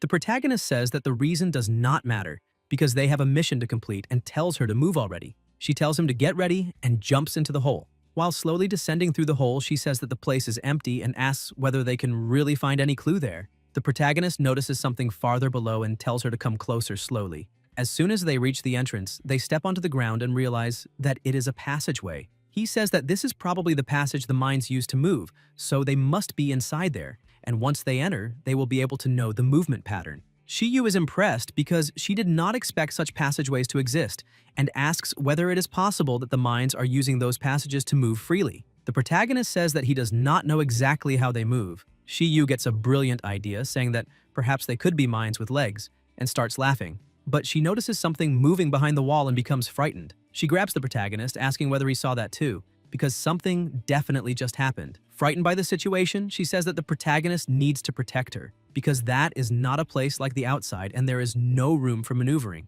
The protagonist looks at her and thinks that, in fact, he had discovered the true nature of the moving mines a long time ago. When he was inspecting the explosion crater, he saw something. The system had appeared before him, saying that copyable code had been detected, called Landmine Soldier Ant, and asked whether he wished to copy it. He thinks that landmine soldier ants are something interesting, and those mines are actually living creatures, which is why they were able to move. He copies the genetic code and the symbol of an ant appears on his hand, waiting for the right moment, because he was going to rely on that. Suddenly, the ground begins to shake and a huge ant appears in front of them, while two other ants appear at their backs, blocking every route of escape. Shiyu is surprised to see that they are ants, because she should have thought of that a long time ago. Chen says that those ants are clearly seeing them as intruders, and if it is an ant swarm, the number will only increase because of the panic. Shiyu prepares to attack, saying that instead of waiting for death, it is better for them to fight, but the protagonist stops her, asking her not to do that. He questions what she is thinking because if she makes any move that causes the ants to explode,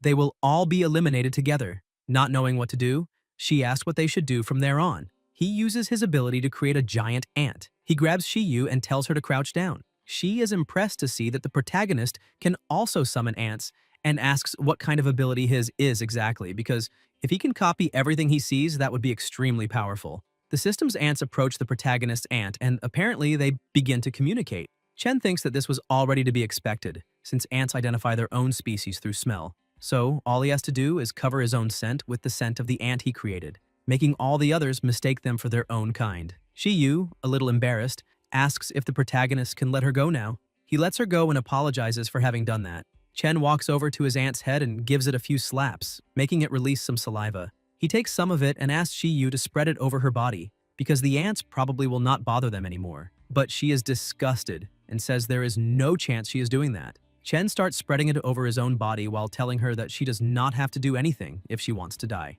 Shiyu watches the protagonist spreading that over his body and thinks that, apparently, when applied to the body, it makes them disguise themselves as ants, so there is no choice. She will have to endure it no matter how disgusting it is.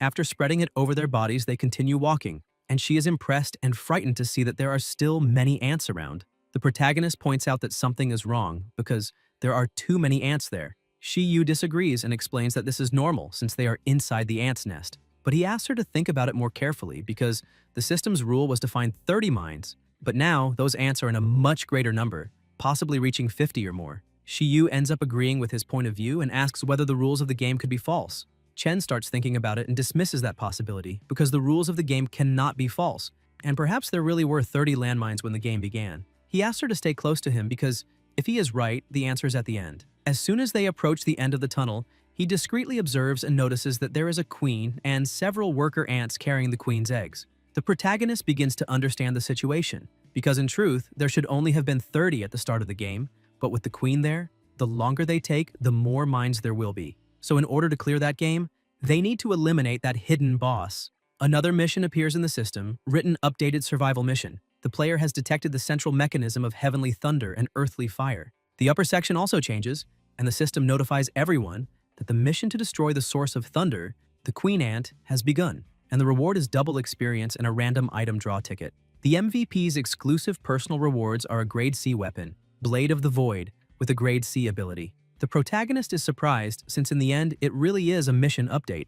The red-haired boy and the girl in white ask what a queen ant is, and whether this is still a mine hunt. Besides that, they also ask whether that does not mean they have to fight this source of landmines, and whether they can really win with only what they have. Tianba thinks that the protagonist really did manage to find something good, because he had already been suspicious that a rank D instance would not be so simple. Shiyu is impressed, seeing that they managed to find a hidden boss because she had heard people talk about that before, but never thought she would actually get to find one. Besides that, there are rumors that eliminating a hidden boss gives super generous rewards, and apparently that is true. She looks at the protagonist thinking that he's very strong, so perhaps she should let him fight the boss first, because if it works, then that immense wealth will fall into her lap. Suddenly, Tianba contacts the protagonist through the communicator he had given him, saying that they all saw the system announcement and asking whether he would like help, because with that, they could bring people down below.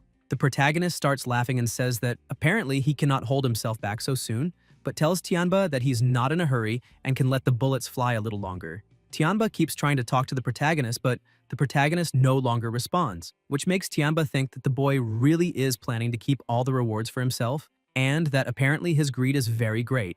Shiyu asks why Chen does not want to let them come down to help, because just the two of them alone might not be able to deal with that. But the truth is that she wanted more cannon fodder to blow open the path, because that way she could fish in calm waters. The protagonist says that, in fact, she is right, and only the two of them may not be enough. However, only by staying above can they help from the outside. Suddenly, they start hearing a noise approaching, and when they look back, the ants from before were once again coming toward them. Shiyu is frightened, asking how those ants managed to reach them so quickly and whether it is possible that the slime has disappeared. Chen tells her not to panic because his summoned beast is not reacting, which means they are not the targets. And apparently, those ants are retreating to defend the queen ant. The protagonist really was right. The ants simply ignored them and went straight to the queen's nest. He says that they need to go in there too, because they will not be in danger until the scent on their bodies disappears completely. Above, Tianba kept trying to communicate with the protagonist, asking him to respond, and makes an offer, saying that they can join forces and, once they eliminate the boss,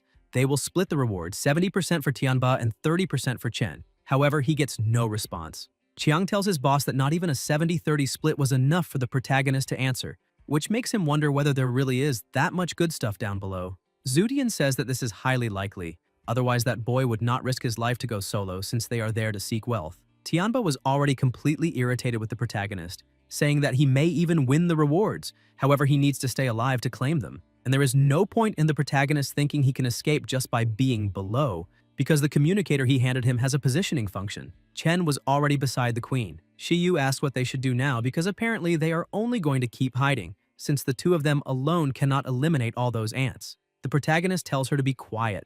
Meanwhile, above, Tianba takes out his weapon and orders the blonde young man and the woman in white to open the backside. The two refuse, saying that they cannot do that from there. The woman in white asks what Tianba is doing, but he fires a shot upward and points the gun at them, asking what is wrong, and orders them to do exactly as he said. Otherwise, he himself will take both their lives. He thinks that since there is a queen ant, then the moving mines may just be explosive soldier ants, and he needs to verify his hypothesis immediately. The two, frightened, end up agreeing to do what he is telling them. Meanwhile, below, the ants were getting closer and closer to the two of them. Shiyu asks what is going wrong since those ants are becoming more and more agitated. She points out that if the protagonist has a backup plan, he needs to make it happen immediately. But Chen explains that he does not have a backup plan and that they only need to wait for rescue.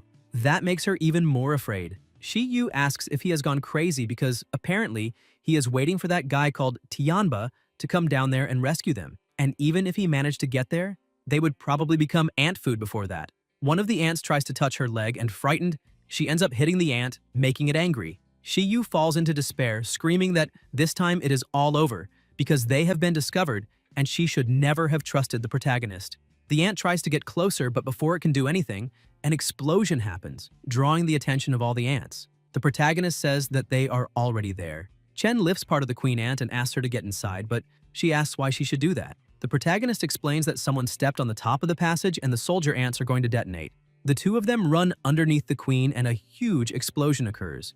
Because of that, one ant falls in the middle of the others, consequently activating all the other ants, causing a gigantic explosion and destroying everything around it. The destruction was so great that even the upper section was hit.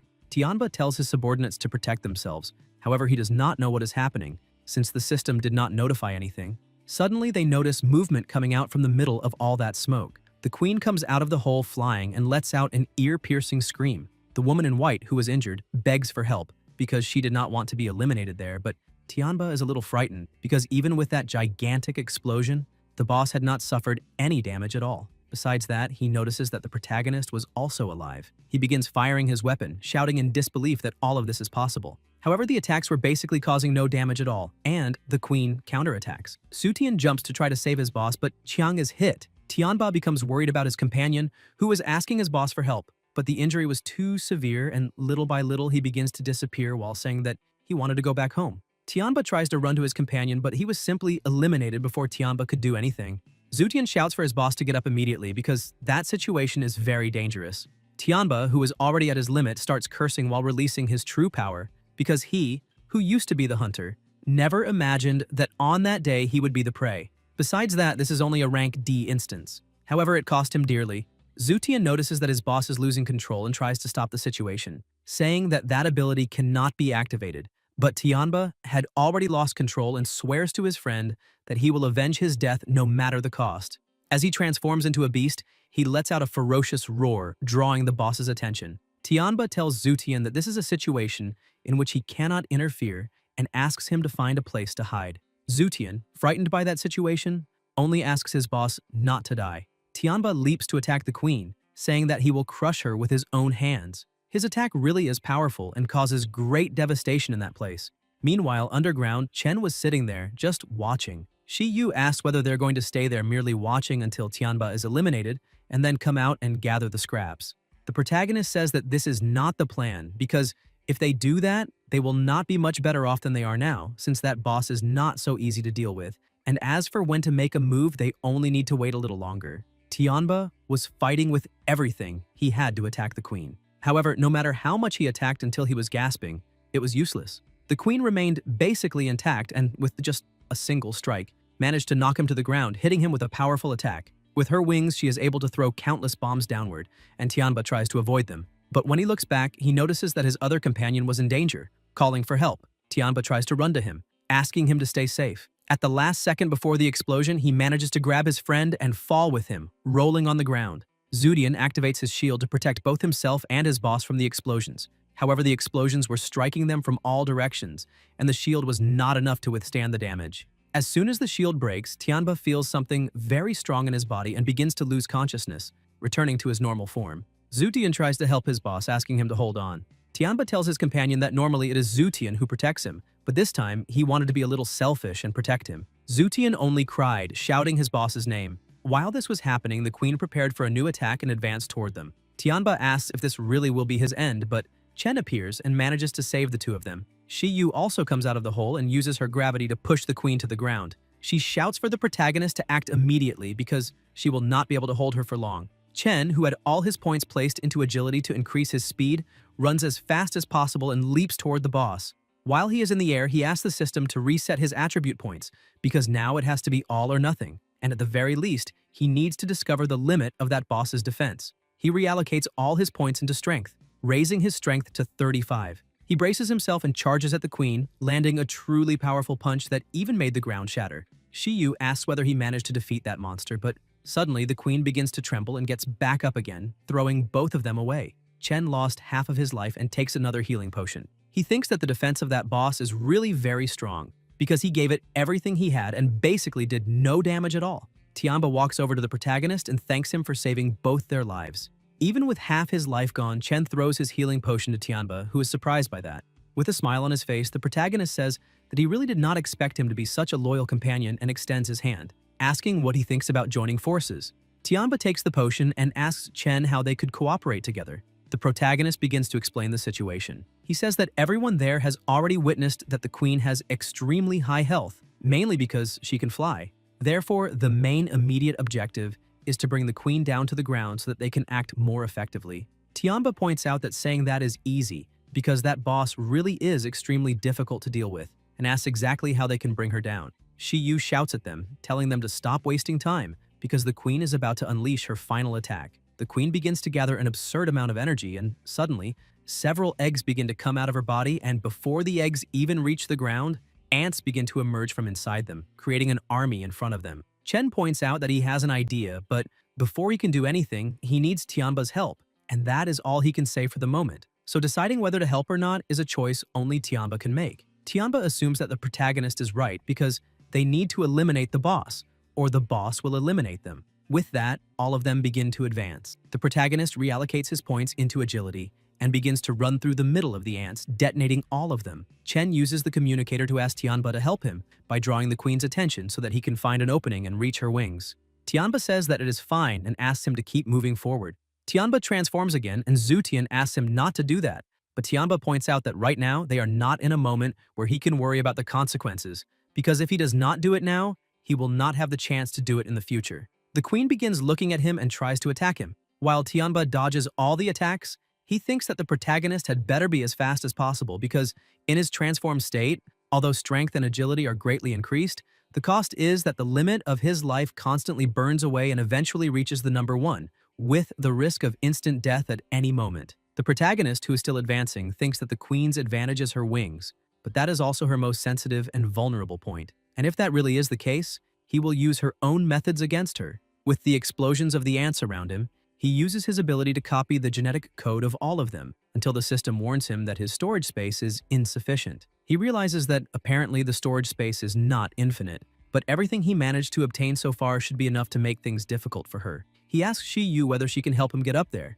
She says that he is very far away, however she will do her best. She concentrates all her energy to launch him upward. The protagonist takes advantage of the momentum and also uses his invisible wings ability to manage to stop in midair above the queen ant. As soon as he reaches the perfect position, he summons his ants, ordering them to cut off the queen's wings. As soon as the wings begin to be damaged, the queen becomes extremely furious, screaming in pain. Chen warns everyone to be careful and dodge as much as possible because that is about to explode. He goes back down and a huge explosion takes place above the queen, completely destroying her wings. The black sphere that was above is affected by the explosion and begins emitting an overheating warning. Suddenly, a second explosion happens. That black sphere could not withstand the extremely high temperature and ended up exploding. Zutian used his shield to protect everyone from that explosion. The queen ant falls to the ground, causing another small explosion. The three of them ask if they succeeded. They keep looking at the queen's body, which was completely burned. The protagonist tells them not to lower their guard because the system has still not announced that they won. Suddenly, something begins moving inside the queen's belly.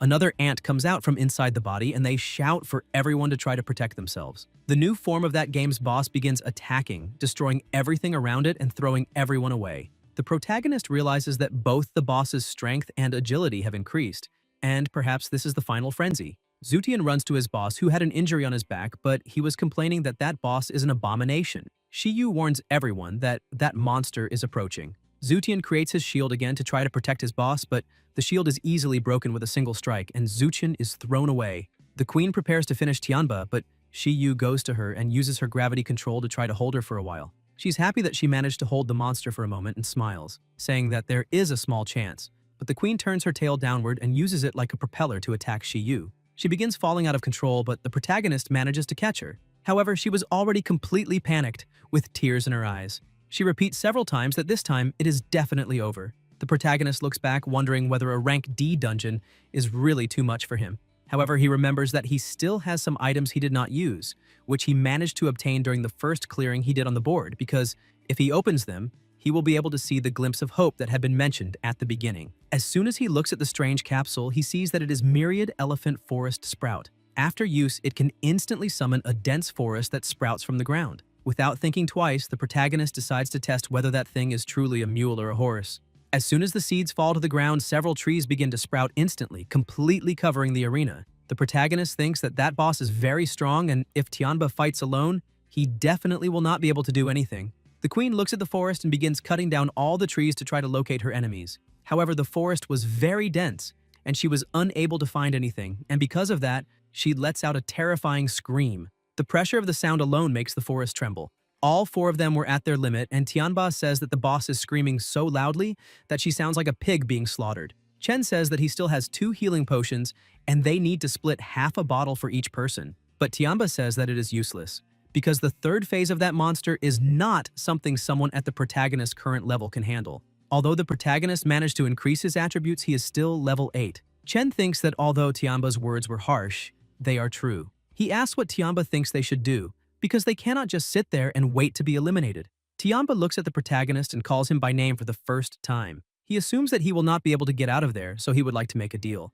Tianba explains that he will help the protagonist level up. However, he needs to promise that he will help get Zutian out of there. The protagonist is surprised and asks whether Tianba really said that he would make him level up, wondering whether such items exist. Besides that, he asks how Tianba can guarantee that the protagonist will keep his word, because simply agreeing to the plan is one thing, but actually carrying it out is another. Tianba explains that he has many companions outside, so if the protagonist really wants to screw him over and not keep his word, then he only has to wait, because the moment when he will be turned into minced meat will not take long to come. And as for how he will help him level up, it is an extremely simple process. Tianba offers his life, asking Chen to eliminate him. With that, he will be able to gain 3 to 5 levels. Because Tianba was at level 16 and had cleared 5 dungeons, the current bounty on him was 200,000. And if the protagonist decided to eliminate him, he could gain an additional reward worth 30% of the target's experience points. On top of that, all of Tianba's personal item properties would also pass on to the protagonist. Zutian tries to stop his boss, asking what he is doing, and stressing that he cannot be eliminated there because they need to find another way. Tianba apologizes to his companion but says this is the only way. Even so, he has one last request. He asks Zutian to settle the wages with all the brothers as soon as he gets out of that place. Zutian drops to his knees, begging his boss not to give up on life, saying that he himself is the weakest one there, so if someone has to die, it should be him. Tianba had already made up his mind and tells the men to move quickly, throwing his weapon to the protagonist. Thanks to the system screen that had appeared earlier, the protagonist managed to see that Tianba's name was in red, so he had probably done many evil things before. But Zutian keeps trying to stop it, begging Chen not to judge his boss by the red name, because he definitely is not what the protagonist is imagining. Zutian kneels and begs for his boss's life, explaining that he used to brag a lot about Tianba. However, they had only followed their boss to work as contractors in the city, but the market changed to artificial intelligence robots, and all the brothers lost their jobs. He thought that game might change things, but unfortunately it did not go as planned. Zutian bows even lower, asking the protagonist to think twice about the situation, because all the other brothers outside depend on and trust Tianba. Shiyu watches the scene and thinks that apparently the experiences of those two are not very different from hers. The only real difference is that she trusted the wrong person. In the past, when she lived as a virtual streamer, she had managed to gain millions of fans at her peak, and everything had been going very well. But with the popularization of artificial intelligence, AI streaming became no different from real people, and it could run 24 hours a day and 7 days a week without rest. Even if she managed to come up with a new idea, the AI would learn it, imitate it, and then surpass her in no time. Not long after that, she had no options left. Even the most basic daily life became hard to maintain. And even when she tried to work lower-end jobs, sooner or later she would find out that those jobs had also been taken over by artificial intelligence machines with extremely low operating costs. When she was in the game, her friend Zhao Qian had tried to stab her in the back, asking for forgiveness, but saying that she had to win because that game was not simple, and one of them had to be eliminated for the other to win. Shiyu realized that when profit was on the line, even her best friend, who had been on her team from the beginning, chose to betray her. But fortunately, she was the one who survived in the end. She looks at the current situation, thinking that her whole life she had imagined that everyone inside that game was crazy. But now she has realized that there are also people willing to sacrifice their lives for the people around them, which goes against what she had always believed, that the game was full of lunatics. She looks at the protagonist and thinks that even a strong person like him will survive by following his principles instead of turning into a beast that only knows how to eliminate others. And that makes her wonder whether she should open up a little more and trust the protagonist. The queen approaches quickly and Tianba shouts that they have no more time and tells Chen to do what has to be done to save the group. The protagonist stands up and points at the weapon, telling Tianba not to worry because he promises that he will keep his word.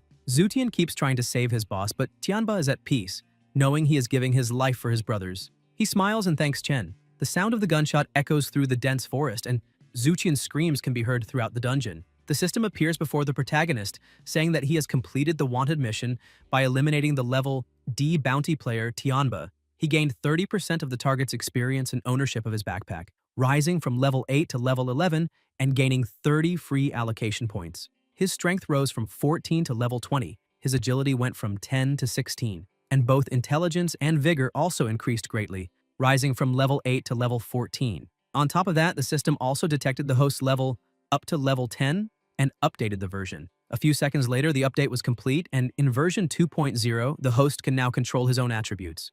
In addition, he can also control the attributes of summoned creatures and can convert attributes between himself and those creatures.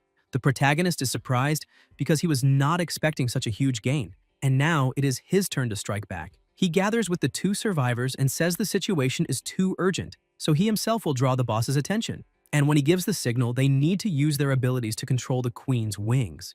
Shiyu asks if he really wants to use combined abilities because the boss is too large and her gravity control is clearly not strong enough for that. Zutian agrees with her, saying that his shield can only protect him, but cannot harm anyone. The protagonist stands up and says there is no time to keep explaining, and they just need to listen to his command because this is their last chance and everyone has to give it their all. He asks if the two of them understand. Even though they are a little frightened, they say yes. Chen says that now everything is ready and that the decapitation attack begins now. The three of them charge forward in an all-or-nothing move. As soon as they step out from between the trees, the boss sees them and immediately chases after them. The moment the queen tries to attack, the protagonist uses his invisible wing skill to lift Zutian and throw him onto the boss's head. He shouts for Shiyu to do her best to keep that monster pinned down. As soon as she manages to stabilize the monster on the ground, the protagonist shouts for Zutian to activate his shield. Chen tells Shiyu to switch targets and place all the weight she can onto Zutian. She gathers every bit of strength still left in her body and uses everything at once, making Zutian dramatically heavier. Because of that, the queen cannot remain standing and crashes onto the ground, essentially immobilized. The protagonist says they did a good job, and now the next step is up to him. He activates his snake ability, making it attack the queen. The snake bites the queen's tail, but the protagonist realizes that is still not enough, because the snake's current attributes are not sufficient to crush the ant queen. Chen touches the body of his summon and orders the system to transfer all his attribute points to the snake. The system receives the command and begins transferring the protagonist's power to his pet. The snake receives a massive boost in strength, enough to destroy the queen's body. The system appears, congratulating the three of them for successfully clearing the D rank, Dungeon Heavenly Thunder, Earthly Fire, and says that the rewards will be issued immediately. Shiyu helps Zutian get down safely and asks if they really managed to clear that entire dungeon. The system notifies them again, saying the players will be forcibly teleported out in 5 minutes. The three stare at it in disbelief that they actually cleared it, but Shiyu starts celebrating and even cries with happiness, saying they managed to survive yet another challenge. Zutian is also extremely emotional and collapses onto the ground, shouting to his boss and asking if he saw that because they really did it and now he can leave. Chen returns to the ground exhausted and thinks that it is finally over, and fortunately the result is good. However, he wonders if that really was a D-rank dungeon, because it cannot be compared to lower-rank dungeons at all. The system appears again, telling the protagonist that residual data available for replication has been detected, and the source of the data is Tianba. The system asks if he would like to replicate it. He is surprised to see that he obtained that guy's data. The system says the data will be collected within 1 minute. He hesitates, wondering if he really could replicate that man. But in the end, he asks the system to do it. Not long after, the system congratulates the host for successfully replicating the residual data and says that 3 out of 5 parts have now been collected. The protagonist holds Tianba's data in his hands and asks the system to check whether those data can be repaired. The system tells him that only data personally eliminated by the host can be replicated. Previous elimination data will be stored temporarily in the game's recycling station. To repair the data, the host must recover the original data from the recycling station before they can be repaired. The protagonist closes his hand because he had thought he had found a way to revive someone in the game world, but now it all seems like nothing more than foolish hope. On top of that, the recycling station is the artificial intelligence central database, which means that even the slightest contact would trigger the highest level firewall. And at his current stage, his data cluster is no different from almost useless trash. The only usefulness would be to give Tianba a glimpse of hope, because the data were not completely erased, so he might not be killed by the helmet. And if he can recover his data while still alive, maybe he can still wake up. Chen asks the system to retrieve the personal information from the previous round. The system shows the MVP ranking table, and the first place is Can, the protagonist's sister. As soon as he sees her name, he thinks that he finally found her, and that his sister participated heavily in that round of the game. Shiyu approaches the protagonist and asks if he is feeling worthy, but when she sees the MVP ranking table, she points at it and says that really is the girl she met before, and that her name is Can. She explains that the game she had participated in back then was called Spot the Difference. The players had to find the weak point without making eye contact with the boss. If the players made eye contact with the boss, they would be petrified. After tremendous sacrifices, they finally discovered that the boss's weak point was its eyes. As long as they could strike Medusa's eyes accurately, they could deal effective damage. But unfortunately, no one could attack the boss with their eyes closed until she appeared. With her weapon in hand, she stepped forward and faced Medusa without fear, easily dodging the boss's attacks as if it were nothing, then fired one precise shot and destroyed Medusa with a single move. Shiyu says she was lucky enough to meet that girl in the last round. She was incredibly strong, even stronger than the protagonist, so she remembers her clearly. The protagonist is a little confused because if his companion's explanation is really true, it means his sister is overwhelmingly superior to other people and has extremely high combat power, which leads him to believe she must also be at a very high level. That raises the question of why she is participating in such a low-ranking dungeon. And there are probably no real gains for her in such a low-level match, so maybe it could be a mistake. The protagonist also watches the live broadcast and thinks that, in the replay, the one who eliminated Medusa was a pink-haired girl. And although her face was never shown, combined with the description Shiyu gave, that pink-haired woman should be his sister. The protagonist keeps analyzing that footage until he notices something very strange. In the entire broadcast, there was not a single shot showing that girl's face, which makes him believe the situation is extremely abnormal and that the platform may be intentionally hiding something. He asks the system to help him get Cancan's footage. As soon as he receives it, he is surprised, because not only do they fail to show her face in any of the recordings, but there is also a strange man beside his sister, whom he has no idea who he is. Shiyu identifies the man and says it was all that annoying guy's fault because of him, she could not even clearly see that girl's level. She says that man seemed like a bodyguard or something like that because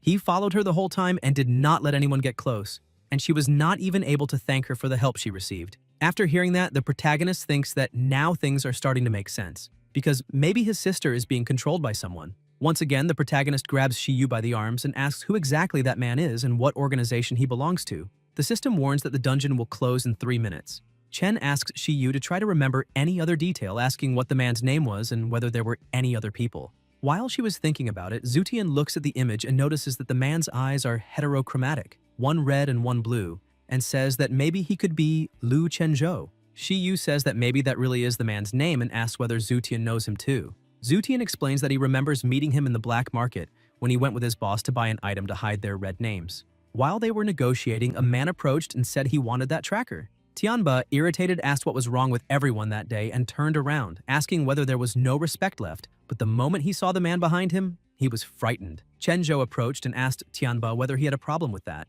With a trembling voice, Tianba tried to say yes, but Chenzhou took the tracker from his hand and simply walked away. The shopkeeper told Tianba to forget what had just happened, unless he was tired of living, because that man was not someone Tianba or he could deal with. Zuchian says that to this day he still remembers those eyes, because meeting that gaze was like facing a mountain of corpses and a sea of blood. He adds that his boss had said that man was a cruel figure, and it was better not to get involved with people like him. Otherwise, the target would not even know how he was eliminated. Chen thinks about the name Chenzhou and says to himself that he will not forget it, because if anyone tries to stop him from finding his sister, he will kill them. Whether god or demon, their existence will be erased completely. The countdown to the end of the dungeon begins. Zutian says goodbye to the protagonist, saying he needs to leave because he has to deliver the news of his boss's death to everyone. But if the protagonist ever needs anything in the future, he just has to get in touch. Shiyu also says goodbye and calls the protagonist handsome, saying that if he wants anything else, he just has to call her. Before Zutian disappears completely, the protagonist says Tianba may not be dead and asks him to take good care of his boss because a miracle may happen in the future. Zutian cannot believe what he just heard, but he has no time to ask anything else. There is a laboratory outside the game. Cancan was tied to a bed. Suddenly, she wakes up and simply bursts through all the restraints and gets off the bed. A man comes over to congratulate her for waking up and completing yet another mission, and says that the people above, who are more important, have been praising her highly. And now, after calculating her results against her debt, only 1/3 remains. She keeps walking and tells him to stop talking nonsense because she only wants to know what the next mission is. The man walks up to her and says that apparently she is very direct and that in fact there is a new mission coming from above. He explains that she must participate in a B-rank mission to eliminate an A-rank player because that person offended the people above and possesses some things they should not have. On top of that, those things cannot be leaked under any circumstances. He adds that if she ruins everything, unfortunately, her pretty face might explode into pieces, and that would be a pity, since she is an S-rank card. She leaves the room saying that she understands everything, and asks the man to tell the big shots above that she will complete the mission. Even so, she says she hopes he will continue to keep his promise and not disturb his life. She enters the training room and starts wondering whether her silly older brother is doing fine without her there to take care of him.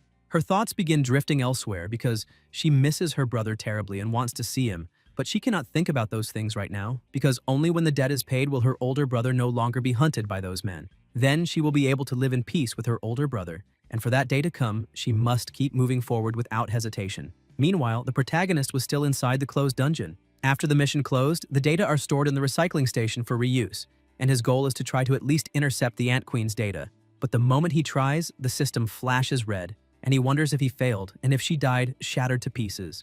Suddenly, Little pushes aside a piece of the spider and comes out from inside, saying that she finally managed to get out because she was almost suffocating and is exhausted every single day.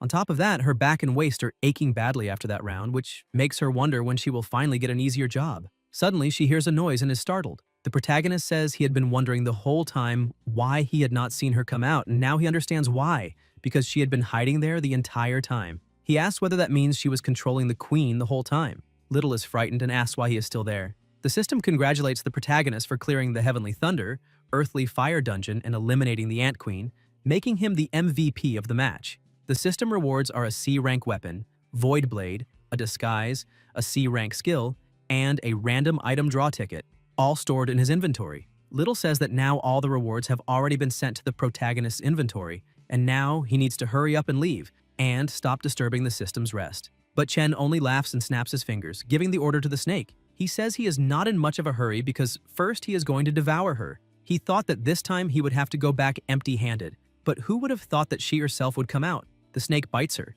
and Little asks how that is possible because she is an NPC protected by the system, so how can he hurt her? She keeps refusing to accept it, saying it is not right because he is devouring her data. She struggles to resist because she does not want to be eliminated. She keeps begging, asking him to spare her, because she is willing to surrender to him and calls him master. Because, since he possesses such power, if they join forces, they will surely be able to grow strong and create a new glory. The protagonist starts thinking about it because it is a good idea, and although devouring her directly could grant him some authority over artificial intelligence, maybe if he managed to subjugate her, she might not be a bad assistant. He grabs her and asks how she can guarantee that she will not betray him. She seizes the chance and tries to explain herself as thoroughly as possible, telling her new master that he does not need to worry because she will clear up all of his concerns. She says that with the system he has, she can merge with him. That way, they will become one, and she will fully obey her master's commands. And as for the previous memories she has, she herself will format them so that they will not affect the purity of his system in any way.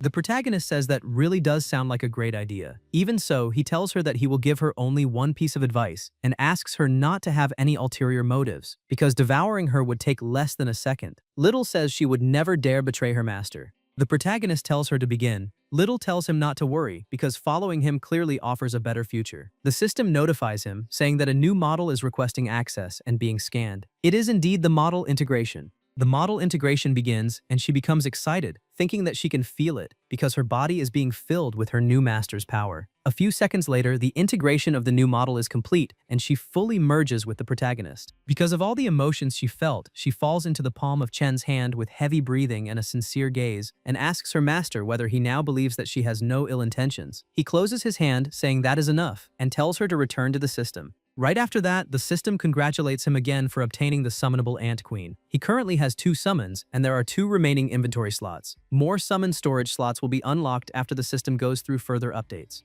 He prepares to leave the game thinking that he is finally getting a little closer to his sister. In the middle of the city, inside a bar, a host wishes everyone a good evening, because that night they have the honor of inviting the veteran game critic, Master Lee. He asks everyone to give him a warm welcome. Master Lee thanks everyone. The interviewer also greets him and asks what he thought of the game that just ended. He says that, to tell the truth, the game was very good, and 3 people clearing it was beyond his expectations.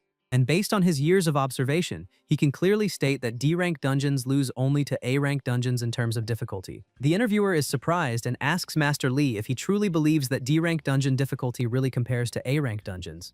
Lee starts smiling and says it is not exactly like that. He explains that the players at that stage have just gone through the baptism of several games. They are more ambitious and arrogant. That state also makes them more likely to stumble, and that is why the mortality rate in D-rank dungeons has always been very high. The interviewer asks what score Master Lee would give that team if he were evaluating them. Lee says he would clearly give them at least a passing grade. However, he shows the protagonist on the screen and says that this score does not belong to the team, but to the commander, who was the protagonist. Because the more dangerous the situation, the more the importance of an excellent commander stands out. and that young man has already begun to show the traits of a qualified commander. Tianquan is happy because he already knew that guy was unusual, but he did not expect him to be that strong, which shows that the boy definitely has the qualifications to join their group. One of the green-haired members agrees with the captain and asks the vice captain what she thinks. Fei Ying keeps the same stance and says she disagrees. She says that there is no denying the protagonist's strength, but as everyone saw, he turned the tide by eliminating a red-named player on his own team in order to level up. Because of that, she cannot trust someone so ruthless, because she would never dare place her back in the hands of a person like that. The two of them look at her, and the captain asks whether she means they should wait and see. The other member agrees, because maybe the vice captain is right about that point. The captain eventually gives in. Even so, he says they need to keep an eye on the protagonist, since good talent is extremely rare. The next morning, Chen was asleep until his phone started ringing. He picks up the phone, but he has no idea who is calling. He is surprised to see that it is already 1 in the afternoon, because last night he went to bed right after the game ended and completely passed out. The person who called introduces himself, saying that he is Shu Tian, and says the protagonist truly is amazing because his boss is still alive. However, he just does not know when he will wake up, but at least his life was saved. Shu Tian says there is no need for the protagonist to say anything else, because from that point on, he will be his true brother. So Chen only has to ask for anything and say what to do, and he will do it without hesitation. Chen thinks there is still some time before the next game begins, and if he wants to obtain information, maybe it would be better to go to the black market. He asks Shu Tian to take him there. Shu Tian is a little surprised, but agrees and says that he will send a location so they can meet later. Chen also decides to call that person because he needs the information she has for their collaboration. In front of the Cha Shu restaurant, Shu Tian and Shi Yu were waiting for him. Shu Tian greets the protagonist, but Chen is a little confused and asks who he is. Shu Tian starts laughing and says that apparently it worked because his brother failed to recognize him, and maybe it is because he is not wearing the hat, then introduces himself. The protagonist calls him Master and introduces himself as well, but Shu Tian says he does not need to be so polite and can just call him by his normal name. Chen looks to the side and sees a heavily disguised girl and asks whether she could be Shi Yu. She tells him to be quiet and not shout her name in public, because that could be dangerous. Chen says the two of them look very different in real life than they did inside the game. Shu Tian asks whether he is joking because all of that is for disguise. Shi Yu explains that if they do not keep their real appearance different from their in-game appearance, it would be very dangerous. Shu Tian agrees with her, saying that it is better to be as careful as possible. Suddenly, the restaurant owner steps outside and calls them customers, asking them to come in and try a delicious meal, because his restaurant's signature dishes are poached chicken and spicy chicken, plus a few things that cannot be spoken aloud. Shu Tian tells the protagonist that this man is a local big shot in the black market, specializing in intelligence. However, he only does business with well-informed people. The poached chicken represents his open business, while the spicy chicken and that other forbidden word refer to underground business. The protagonist realizes that his companion really does know a lot, so he decides to let him handle the communication. Shu Tian goes up to the boss and says he specially brought a friend to try the cuisine, and that the poached chicken is too bland, so they want the spicy chicken and the other business. The big shot asks whether they prefer the food freshly prepared or aged. Shu Tian asks the boss whether he is looking down on them, because if they are going to eat, they will eat the most expensive option since they have more than enough money. He orders one aged portion for each of them. The restaurant owner starts laughing and says they are very direct, then tells them to come in because there are private rooms upstairs, and he will have someone lead them there. But before they can enter, the chef places his hand on the door and says that he knows Shu Tian, but the two friends are new faces. Shu Tian explains that that is true, and that he is only acting as the intermediary, while the protagonist is the real employer. The restaurant owner looks at the protagonist and eventually agrees, saying that is fine, because if there is an intermediary leading the way, it does not break the rules. Even so, he warns that if anything goes wrong, Shu Tian will be held responsible for everything. Shi Yu asks Shu Tian whether he can say something they can actually understand, because she is a little lost. He tries to explain, but the chef cuts him off and says that what he means is that she should not look at what she should not look at and should not ask what she should not ask, because that way they will not bring trouble upon themselves. Shu Tian tells him not to worry, because all of them understand the rules. The moment he opens the door, a massive place appears, leaving both the protagonist and Shi Yu stunned. The restaurant owner tells them not to just stand there and to get inside already. As they walk through the place, the protagonist wonders whether that really is the right place, because all kinds of things are being sold, some people are being beaten, and other women are trying to keep men company. Shi Yu gets a little nervous seeing that situation and ends up moving even closer to the protagonist, holding onto his shirt. The restaurant owner tells them not to be so frightened, because that is the black market and that is simply how things are there, since the rules of the outside world do not exist in that place. As long as someone has money, they can buy whatever they want. However, it is better to have a bit of strength, because otherwise, in the eyes of other people, he would just be a fat sheep waiting to be slaughtered. Chen asks whether it has always been like that. Shutian says yes, because the black market has always been exactly like that, a melting pot of all kinds of people. That place is a truly lawless zone. Even officials, when they go there, have to show some respect to the 10 Yama kings. Those 10 kings are... Shutian looks around and leans in, saying that actually, it is not that complicated, and to simplify it, they are the bosses of the 10 main organizations in the black market. There are rumors that these individuals all possess extraordinary power and influence. The chef laughs, saying that apparently Sutian really does know a lot. He finally stops and says that there they can obtain answers to anything they want. However, the prerequisite is that they must prove their value so that Mr. Luo believes they are qualified to obtain the information. He presses a button and releases a cage that had been hanging from the ceiling, trapping the 3 of them inside. The chef explains that they have 1 minute to solve the puzzle and get out of there if they want the answers they seek, or they will be killed on the spot. Su Qian becomes completely furious, kicking the walls and saying that he wants to get out immediately, otherwise, once he gets out, the chef will face a world of pain. From outside, the chef tells him to save his breath because the walls are made of titanium alloy, so there is no way for them to break out. Suddenly, a system screen appears before them. Shi Yu tells them to take a look, because that sequence of illegible text seems to be some kind of question, and she asks whether any of them can understand it. The protagonist looks at it and realizes that it may be a sequence. He smiles because apparently those people already know his identity, so they are doing this to test him. Shutian asks Chen whether he can figure out what it is. The protagonist says he will do his best. Shiyu cheers him on and wishes him good luck, but the truth is that both of them are worried about it. Chen simply stays silent, staring at that string of numbers. Shutian asks Shiyu whether she understands what he is doing, but she says no. Shutian starts panicking, saying that this is ridiculous because with so little time, not even a god could solve it. Shiyu also starts getting very scared, saying that she should never have come there with them because now she is going to lose her life. Outside, the chef is laughing because Mr. Luo thinks highly of that boy, and even the strongest mathematical genius in the black market would need paper and pen to solve it, while Chen is just standing there staring at it and is probably already intimidated by the massive calculations. The protagonist keeps staring fixedly at the string of numbers passing before him. The 10-second countdown begins. Chen closes his eyes and analyzes every number he observed carefully. He comes to the conclusion that the set of numbers appears chaotic, but in reality the sum of every 3 numbers is the same. As long as he takes 1 number out of every 2, he can form 3 arithmetic progressions. Once the pattern is found, the number of calculations is not that great. Chen laughs and says that they are testing him with a problem of extremely low difficulty, because apparently they are underestimating him. He begins solving the calculations, but only 2 seconds remain and everyone else already thinks it is over. But with only 1 second left, the protagonist says that the answer is 52,914. The box explodes, but all of them remain completely unharmed inside. The chef is impressed, saying that was incredible. Luo appears above on a walkway, saying that boy is quite interesting. The blonde subordinate asks his boss whether that boy really is that capable to be valued so highly. Another subordinate says that the boss clearly has his own reasons for doing that, so all they need to do is follow along. And from what he just saw, that person definitely is not as simple as he looks.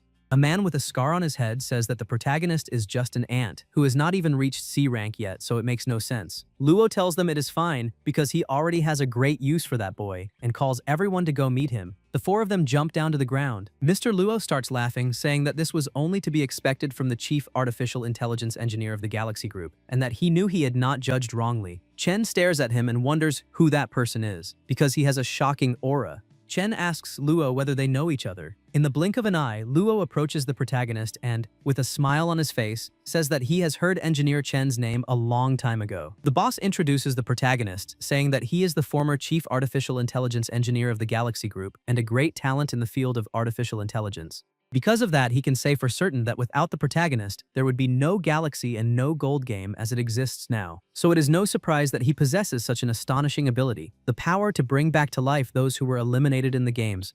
Chen starts losing control and prepares to act, but Shu Tian steps in front of him, asking them to wait a second, and tells Mr. Luo that the rules of the underworld do not violate any taboo, so he cannot do that there. He tells Chen that Mr. Luo Tian is one of the 10 Yama Kings, and the people around him are not ordinary either. On top of that, they are in enemy territory, so it is better not to burn bridges. Shu Tian says this is the first time he has ever seen such important figures. Besides that, the oppressive aura of that man is definitely no weaker than that of a C-rank player. Hearing that, the protagonist becomes a little confused, wondering whether an increase in game level can also affect a player's aura in the real world. Luotian asks whether Shutian really has the nerve to talk to him about rules. He says that in that place, his word is the rule. Several other people arrive and surround the entire area. Shiyu asks Shutian to stop talking, or else they will all be eliminated right there. Chen looks at Luotian and says that he went through a lot of trouble to have the chef bring them there, and states that he did not do all of that just to show off his power. Luotian says that the protagonist truly is smart, and that he likes him very much and enjoys dealing with intelligent people. He pulls something from his pocket and says that he would like to make a deal because there is something there that the protagonist wants, but he must already know that information will not be given for free. Chen asks what he wants. Luotian says that he will give the protagonist 1 week. He needs to reach C rank within at most 1 week, and if he manages to do that, then he can come back there and exchange his resurrection ability for the information, because otherwise there will be no deal. He asks whether the protagonist can do it. The protagonist says that the method Luotian mentioned may not be something Luotian can actually use, but Luotian says that whether he can use it or not, he will find out for himself, and the protagonist only needs to do as he says.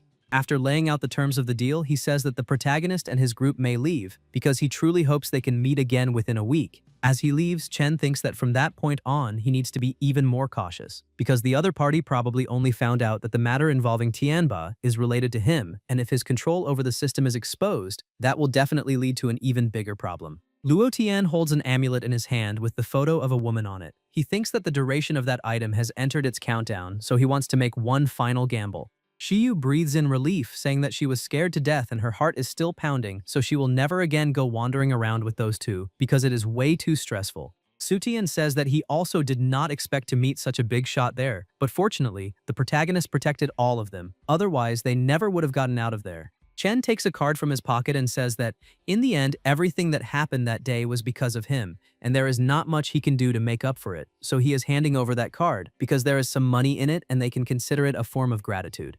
Zutian says he is being way too formal and asks the two of them to come closer. He says that they are in the black market and cannot go back empty-handed. He says that he would like to take them to another place managed by a friend of his, and that it is absolutely worth it because it is great. Shiyu pouts and asks how likely it is that he is telling the truth, and whether it is not another king of hell. Shutian starts pushing the two of them along, telling them not to worry, because he is not that powerful and he does not see the king of hell every day. Not long after, they enter a small shop. Shutian calls out for old Li, but nobody answers. He shouts again, asking whether there is anyone alive in there. Suddenly, the cook appears, asking whether they are calling for his soul, because he is not dead yet. Zutian hugs him, saying that he knows very well that he is fine and that he came to bring business, asking him to bring out all the good stuff as quickly as possible. On top of that, he would also like 30 more of those highly explosive big ones that he supplied last time. But the cook refuses, saying that he still has not paid the bill from last time. Sutian starts laughing, because he already knew he would not be able to take advantage of a grumpy old man. He explains that his friend brought money so he can relax, because nobody will cheat him. Sutian tells his friends to take a look and see whether they need anything, because he cannot say too much about old Li's general warehouse, but the merchandise is definitely complete. The cook says that he has finally heard something sensible. On top of that, he has also heard about what happened with Tianba, and because of that, all purchases that day will have a 20% discount. Sutian is happy about that because he is being very considerate and says that he had told them it would be well worth it because that guy is loyal and very generous. Old Li takes them into another room and tells them to have a look. He taps the wall with his ladle and everyone is surprised when they see what is hidden behind it. Sutian runs over to look at everything inside, saying that the grumpy old man had been hiding a treasure.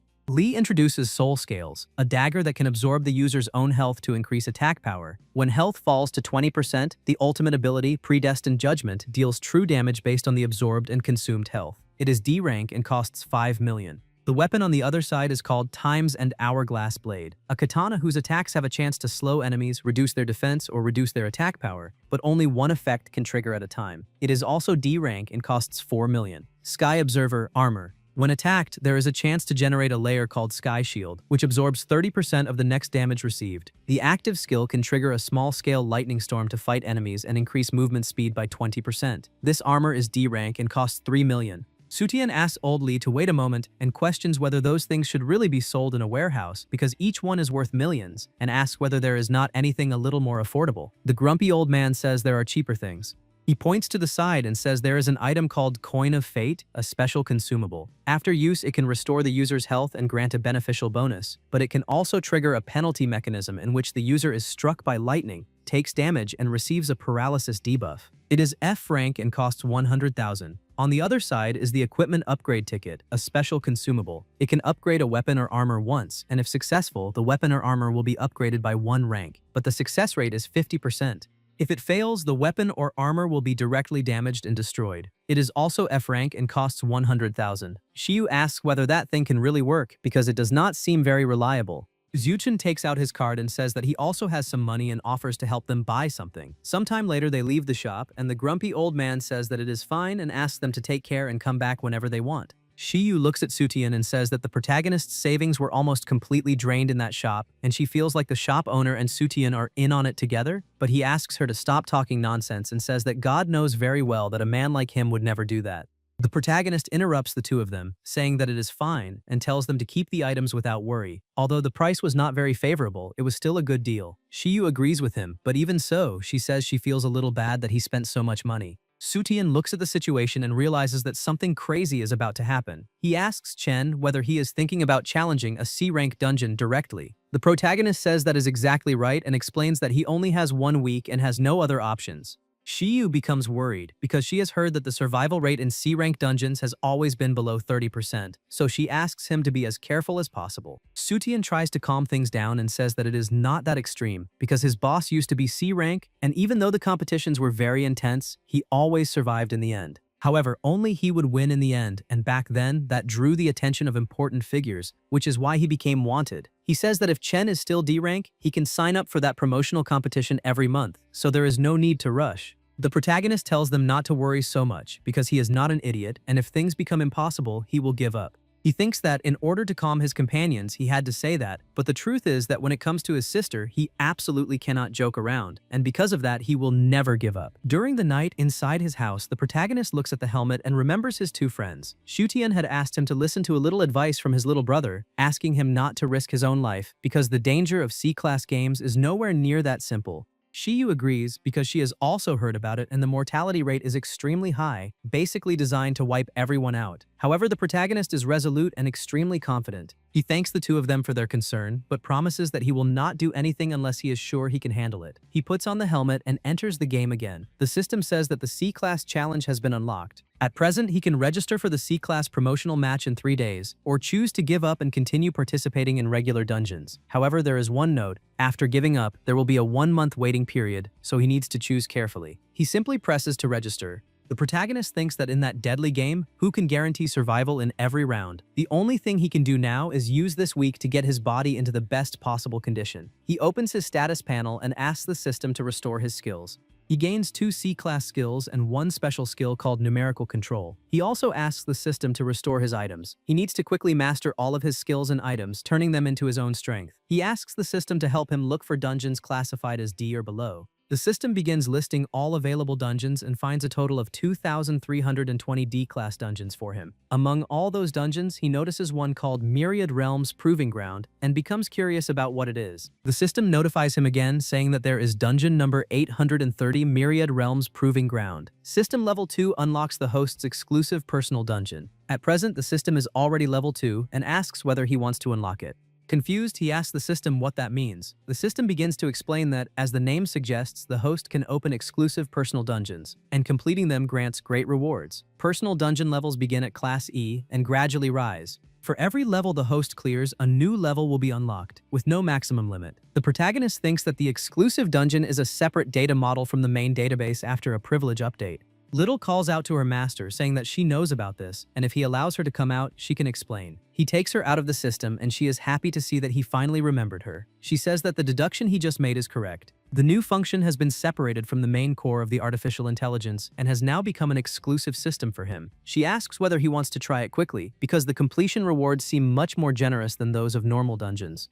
A portal appears in front of him, and the system says that the dungeon channel has been opened for the host and asks whether he wishes to transfer. He asks whether that means there is no death penalty, since it is a training dungeon. Little tells her master that he is thinking about it a little the wrong way, because the elimination rules inside are the same as in normal dungeons. The difference is that it is not under regular supervision and is not broadcast live. so he does not need to worry about anyone discovering that he is cheating. The protagonist asks what they are waiting for, since that is exactly what he needed, and tells the system to unlock it. Little tries to stop him, telling him to wait, but once again he simply walks through the portal and finds himself in a new world. He asks whether he is in the right place and whether that really is the personal dungeon. Little says that she just checked and that dungeon is a little problematic, so he had better be careful and not suffer an unexpected setback. Chen gets irritated and says that she no longer needs to report that kind of information because it is already too late. She smiles and says that it is fine. The system screen appears saying that the conditions are clear. He needs to eliminate 99 species of sandworms. He does not know exactly what sandworms are, but he notices that something is approaching from behind him.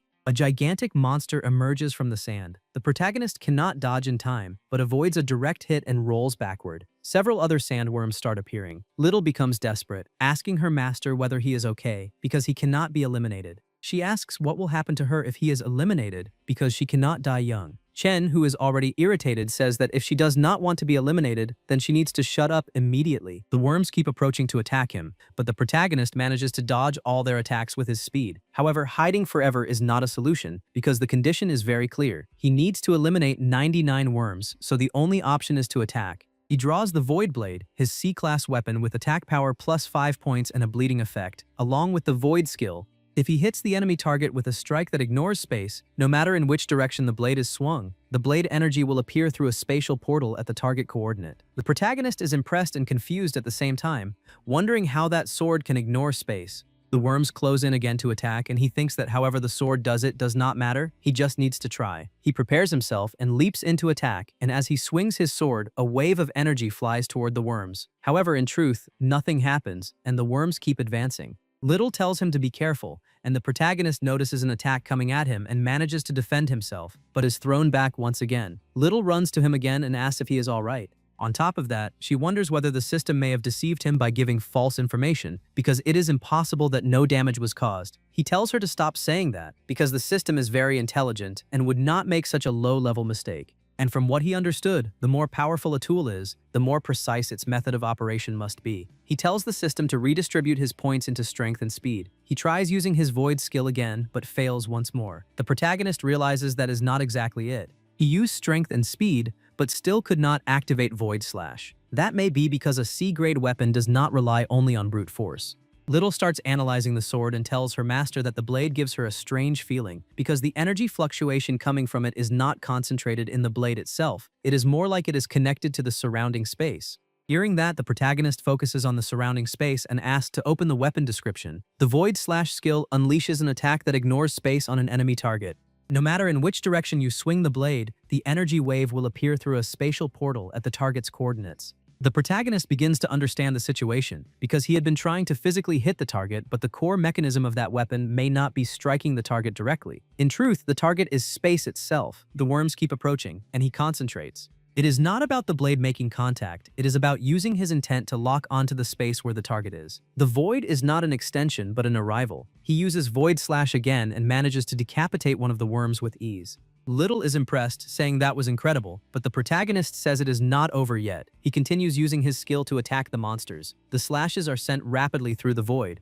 The worms prepare to swallow them, and Little panics, but suddenly all of them are sliced apart, and only the worms' pieces scatter across the place. Little says that is incredibly strong and asks her master whether he is now invincible. The protagonist finally understands, because the true way to use that weapon is to combine the user's attack intent with spatial coordinates, using the blade as a medium to open a temporary spatial channel. The slash erupts directly at the target point. The focus of that skill is not the strength of the arm swing, but the precision of mental locking and spatial perception. Several more worms begin approaching, and the protagonist becomes excited because he thinks that situation is perfect, since he can use all those worms to practice his new skill. The protagonist grips the Void Blade tightly and charges into battle. As soon as he finishes off all the monsters in front of him, another even larger monster appears behind him. Little tells her master that the boss has appeared. As soon as they eliminate it, they will level up. Chen summons his serpent. Since the boss appeared at just the right time, he is going to use it to test the new technique he discovered.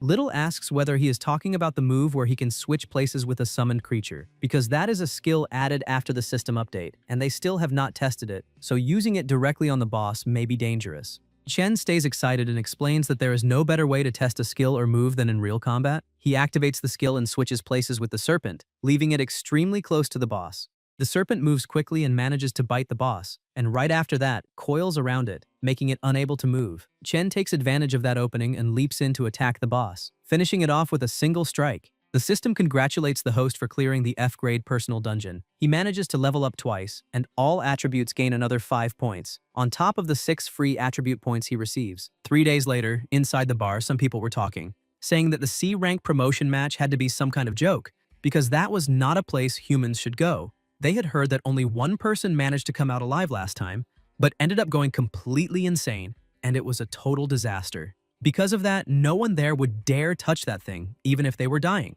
So what was the point of making money if you would not live long enough to spend it? But the list of candidates for the C-rank promotion had just been released, and Chen was among them. Xu Tian was impressed to see that the protagonist was there, and that he had really signed up, but he still did not know what his chances of actually winning were. Still, regardless of that, he was fully cheering for him. Shi Yu had also heard about it and was shocked, almost crying, asking if there was really any need to push himself that hard because it would be better for him to stay alive. Tian Quan laughs, saying that the boy really showed up and that he does not know how to write the words reckless ambition. The other member says that hearing those words from his boss sounds a little strange and asks if his boss has the courage to say that to him. The young man takes the chance to tell the vice captain that he thinks that boy is doing very well and at the very least has a lot of courage. Because of that, their team needs people like the protagonist, and what he means is that whether that boy manages to pass the stage or not, as long as he survives, they should recruit him. Fei Ying just stays silent thinking, but Qian Quan reminds the two of them that there is no time to waste, so they need to go to the arena to watch. As soon as they arrive at the arena, the grand spectacle is about to begin.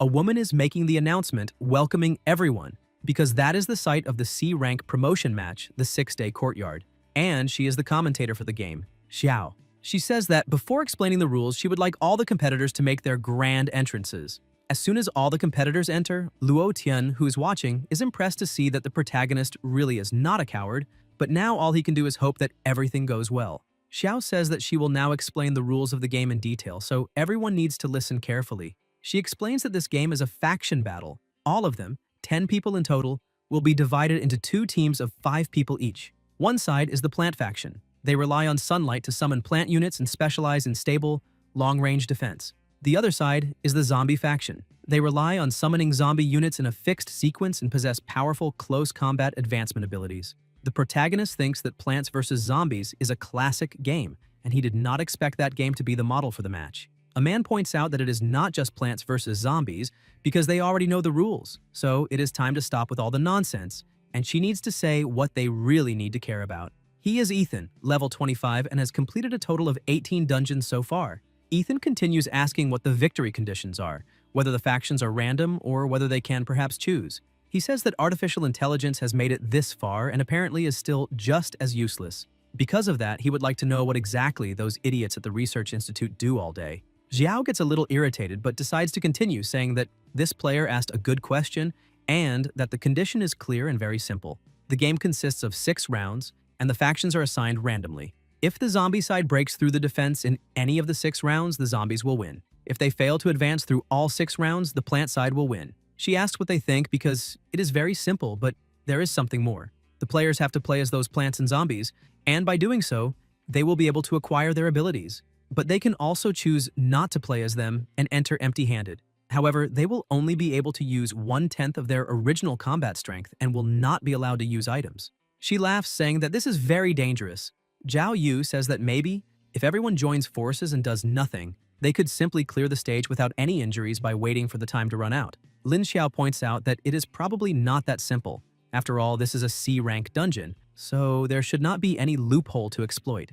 Zhao walks over to him, saying that apparently he is very smart and he is right. In this game, only the winning team will survive. The losing team will be executed on the spot. And as for a draw, unfortunately, a draw is not possible in this game. A draw only means that all players will go to the underworld together. Everyone is shocked by this. Su Qian says that this means the prerequisite for clearing the stage is that at least half of the people must be eliminated. Jingshuan says that, in short, they will determine the winner and also determine who will be eliminated. Xiao begins to disappear, saying that those are all the rules of the game, so everyone should enjoy it. But before leaving, she says that she almost forgot one important thing. Once the game ends, the winning side may choose one player from the opposing team to join their group. In other words, if that person bows before the winner, they may gain a chance to live. All of them should understand very clearly what that means. She disappears and wishes good luck to all the other players. Lin Xiao asks what that means, whether, if he loses but joins the winning team, he will be able to live. Chen Ye, irritated, asks if anyone actually believes that, because this is an obvious divide-and-conquer strategy, and only a fool would believe it. Li Hao says that is exactly right. Everyone there is not a beginner, and that system loves digging traps into its rules. All of them should know this. Experience is the soul of the business. But he thinks that he really did not expect the system to pull a move like that because they need to know who is strong and who is weak. If they are placed on a weak team, they will have to find a way to defect. Zhao Yu thinks that if he can team up with Ethan, then maybe this round will be guaranteed. Chen thinks that this is already getting far too complicated. The system's previous words have probably already been engraved in everyone's mind like a thorn. Because of that, if the situation gets worse later, everyone's first reaction will probably be to change the situation and go over to the enemy's side. Jingxuan looks at the protagonist and thinks that, compared to the crisis of trust caused by the rules, the most crucial core probably lies with that guy. Reaching the C-rank promotion match at only level 13, she really does not know whether that is commendable courage or foolish ignorance. But either way, if she ends up on the same team as that guy, it would be better to figure out how to surrender, because with that burden, the victory rate is very low. Su Qian touches her shoulder and asks what kind of game Plants vs. Zombies is, and whether she can explain a little about it. Chen Ye says that it is fine if she has not played it before, she just needs to look at that picture. A single-shot shooter can kill a basic zombie with 1 bullet and so on. Mid-level zombies require 2 shots, and high-level zombies require 3 shots. The announcement is issued saying that the game is about to begin, the random team assignments have started, and the players need to prepare for the countdown. The people are a little surprised because they were not ready yet, but suddenly all of them are struck by a beam of light and lifted onto the field. Chen Ye looks to the side and says that this is not right because all the guys are on the same side. The protagonist also keeps looking around and thinks that all those people are his teammates, but he does not know how strong they are. Zhao Yu begins to despair, saying that it is all over because that guy went to the other side and they have no chance of winning. The rules appear before them, and the protagonist carefully analyzes everything. Chen Ye thinks that currently they only have 3 suns, and it seems that the only things they can take in the first round are sunflowers and single-shot shooters. Lin Xiao thinks that preparation for the first turn is extremely important, so he believes the later rounds will be more difficult. Therefore, they must make sure they have enough sunlight, otherwise they will end up in a deadlock later. Zhao Yu, who is still completely desperate, does not know what to choose, because he thinks something is not right. If that is the case, then in the next round, only 2 suns will remain. And on top of that, the other side has that guy, so they are definitely going to die. Chen walks over to him and asks who this he is that the young man is talking about.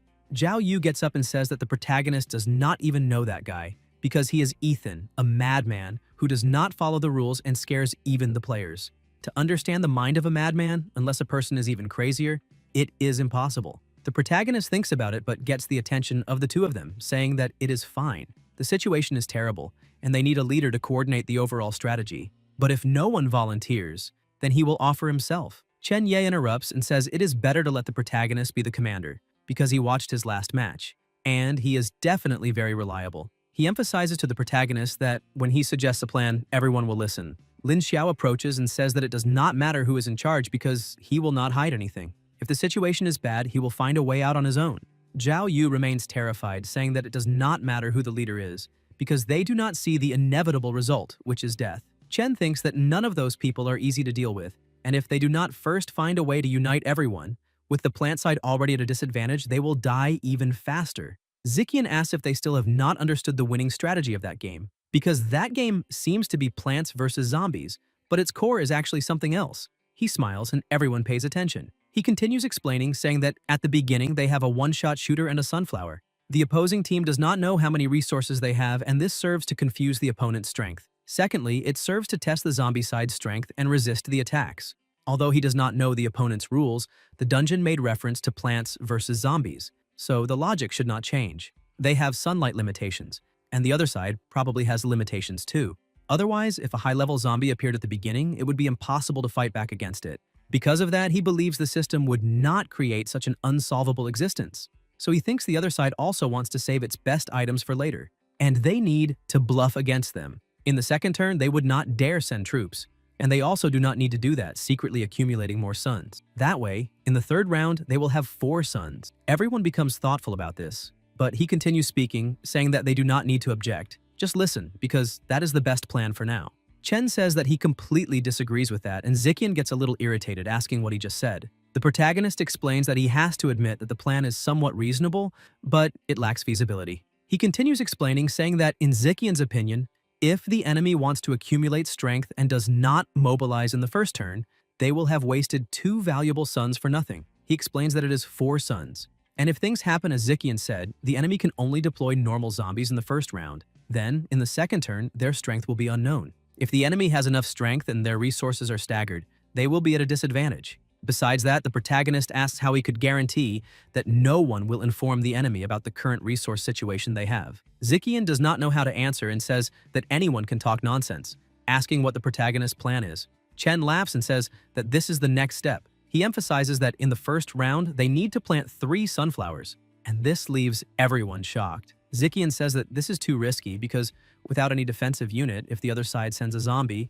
Lin Xiao smiles while thinking that the protagonist is indeed quite interesting. Chen loves taking risks and is probably betting that the zombie group would not think they would leave their defenses open. So they would probably choose not to send troops, resulting in a draw to increase their strength. And they would do the same, not sending troops out of caution. Chen says that he will go to the battlefield because the system had said that the players themselves can enter the field. If he can stop the enemies for 5 minutes, the first round will be a perfect start. Because of that, he will take all the risk of that tactic. In exchange, he wants command. Those who agree can raise their hands. Chen Ye looks around and sees that Zikian and Zhao Yu are hesitating. So he decides to take the initiative, touches the protagonist's shoulder, and raises his hand, saying that he is very bold and, because of that, has earned his respect. Lin Xiao also raises his hand. However, he emphasizes that he does not like side conversations, so he will say the unpleasant things first. He emphasizes that if he thinks the protagonist is unreliable or if there is no chance of victory, he will decisively defect to the other side. Zikian also raises his hand, saying that it is fine because he will play according to the strategies the protagonist gives. Zhao Yu also ends up giving in, saying that he has to admit that the protagonist seems crazier than Ethan, so he needs to bet that the other side will not fight. But Ethan is already excited, saying that they are all unfamiliar faces and only one is slightly familiar. Xiao warns that the first round is about to begin, and they need to make their choices. The captain can choose on behalf of everyone. Chen thinks that there is no time to assign who will be the sun. Aside from himself, they will make it random. This is a risky move, so he would like to see how far they can go. He's taken to the battlefield but feels his body completely strange and wonders if this is what it feels like for a person weakened to 1/10 because his whole body feels weak and terrible. Suddenly, Lin Xiao also appears on the battlefield, surprising the protagonist. Lin Xiao tells the protagonist not to misunderstand because he is not there to help him. He just wanted to see up close whether the protagonist has enough strength to lead the team to victory, so he had better not disappoint everyone. Chen laughs, saying that he will watch all of this with his life at risk, and that is a little crazy. Lin Xiao also laughs, saying that the one among them who can reach C rank from D rank is even crazier. The protagonist emphasizes that Zikian was right about one thing: the game is full of deception, but it really is a paradise for players. Suddenly, 2 things also enter the arena. Lin Xiao says that this is a little strange and that apparently the protagonist's prediction was a little wrong, asking what the meaning of the other side's move is. Ethan is surprised but happy at the same time to see that there is no combat unit but 2 main bodies fighting, and this is interesting. The protagonist says that this is actually a little unusual because the goal is to stop any zombies the opponent might deploy and create favorable conditions. So what is the purpose of the other side personally entering the battlefield unless Lin Xiao says that they probably cannot be considered the main combat force because if that happens, it will not be funny at all. The protagonist says that he really hopes his guess is not correct and states that he will deal with Ethan, asking Lin Xiao to eliminate the zombie. Lin Xiao says that apparently he will not be able to remain just a spectator, and the protagonist had better be able to deal with that madman. They ask if this is not Plants vs. Zombies and where exactly the zombies are going to appear. That is the zombie version of Li Hao. He asks where the plants are, but Ethan tells his companion that this is not something he needs to worry about and asks him to deal with that bird immediately. Ethan thinks about the protagonist's name and wonders if it is just a coincidence of names.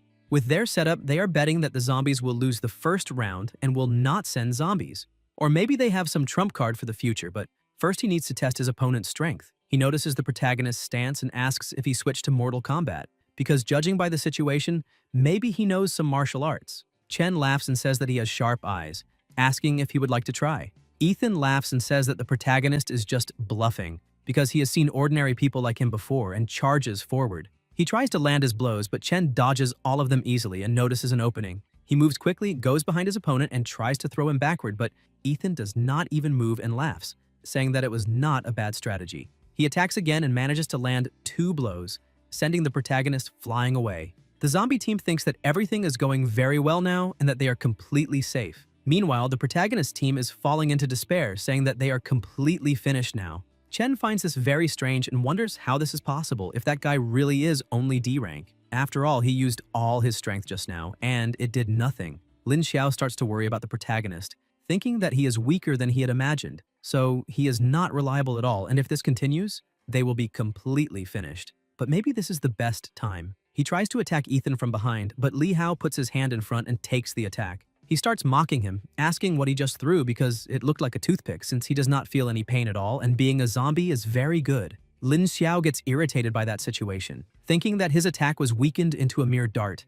He attacks Li Hao, landing a kick right in his face, but it does nothing. The zombie starts mocking him, saying that his strength is extremely weak and throws him away. He gets up, and the protagonist asks if he is okay. He says yes and that he will not die yet.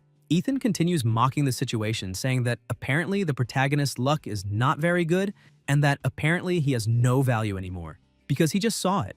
Before absolute power, he has no chance of winning. However, he would like to offer him a chance to change his fate now. So he would like to know if he is playing that way to accumulate resources for higher level plants, because they are probably still full of sunflowers. Then, whoever answers the question first will receive an invitation to join the zombie faction's forces. Chen and Lin Xiao become worried about the situation. Zikian points out that Guy is eliminating everyone without any difficulty. Su Qian says the other team is already on the verge of defeat, so there's no reason to ask a question like that. Ming does not understand the mind of a lunatic, because sometimes they have an obsessive fixation on answers. Jingxuan asks if anyone is really going to reveal what they are planning. Ethan continues pressuring them, asking if no one is going to answer because they should not test his patience. And because of that, he will count to 3. The protagonist asks them to wait. He emphasizes that his opponent's words are full of logical gaps and are completely untrustworthy. First, he cannot confirm the authenticity of the information and needs verification in the next round. Therefore, they can only be cannon fodder. Second, after winning, he definitely will not save another person, so his promise is just an empty check. And third, how can he be so sure that he will win this round? Or rather, he questions how he could eliminate him. Guys, if you enjoyed the video, leave a like, comment, and subscribe to the channel so you don't miss new content. Thank you.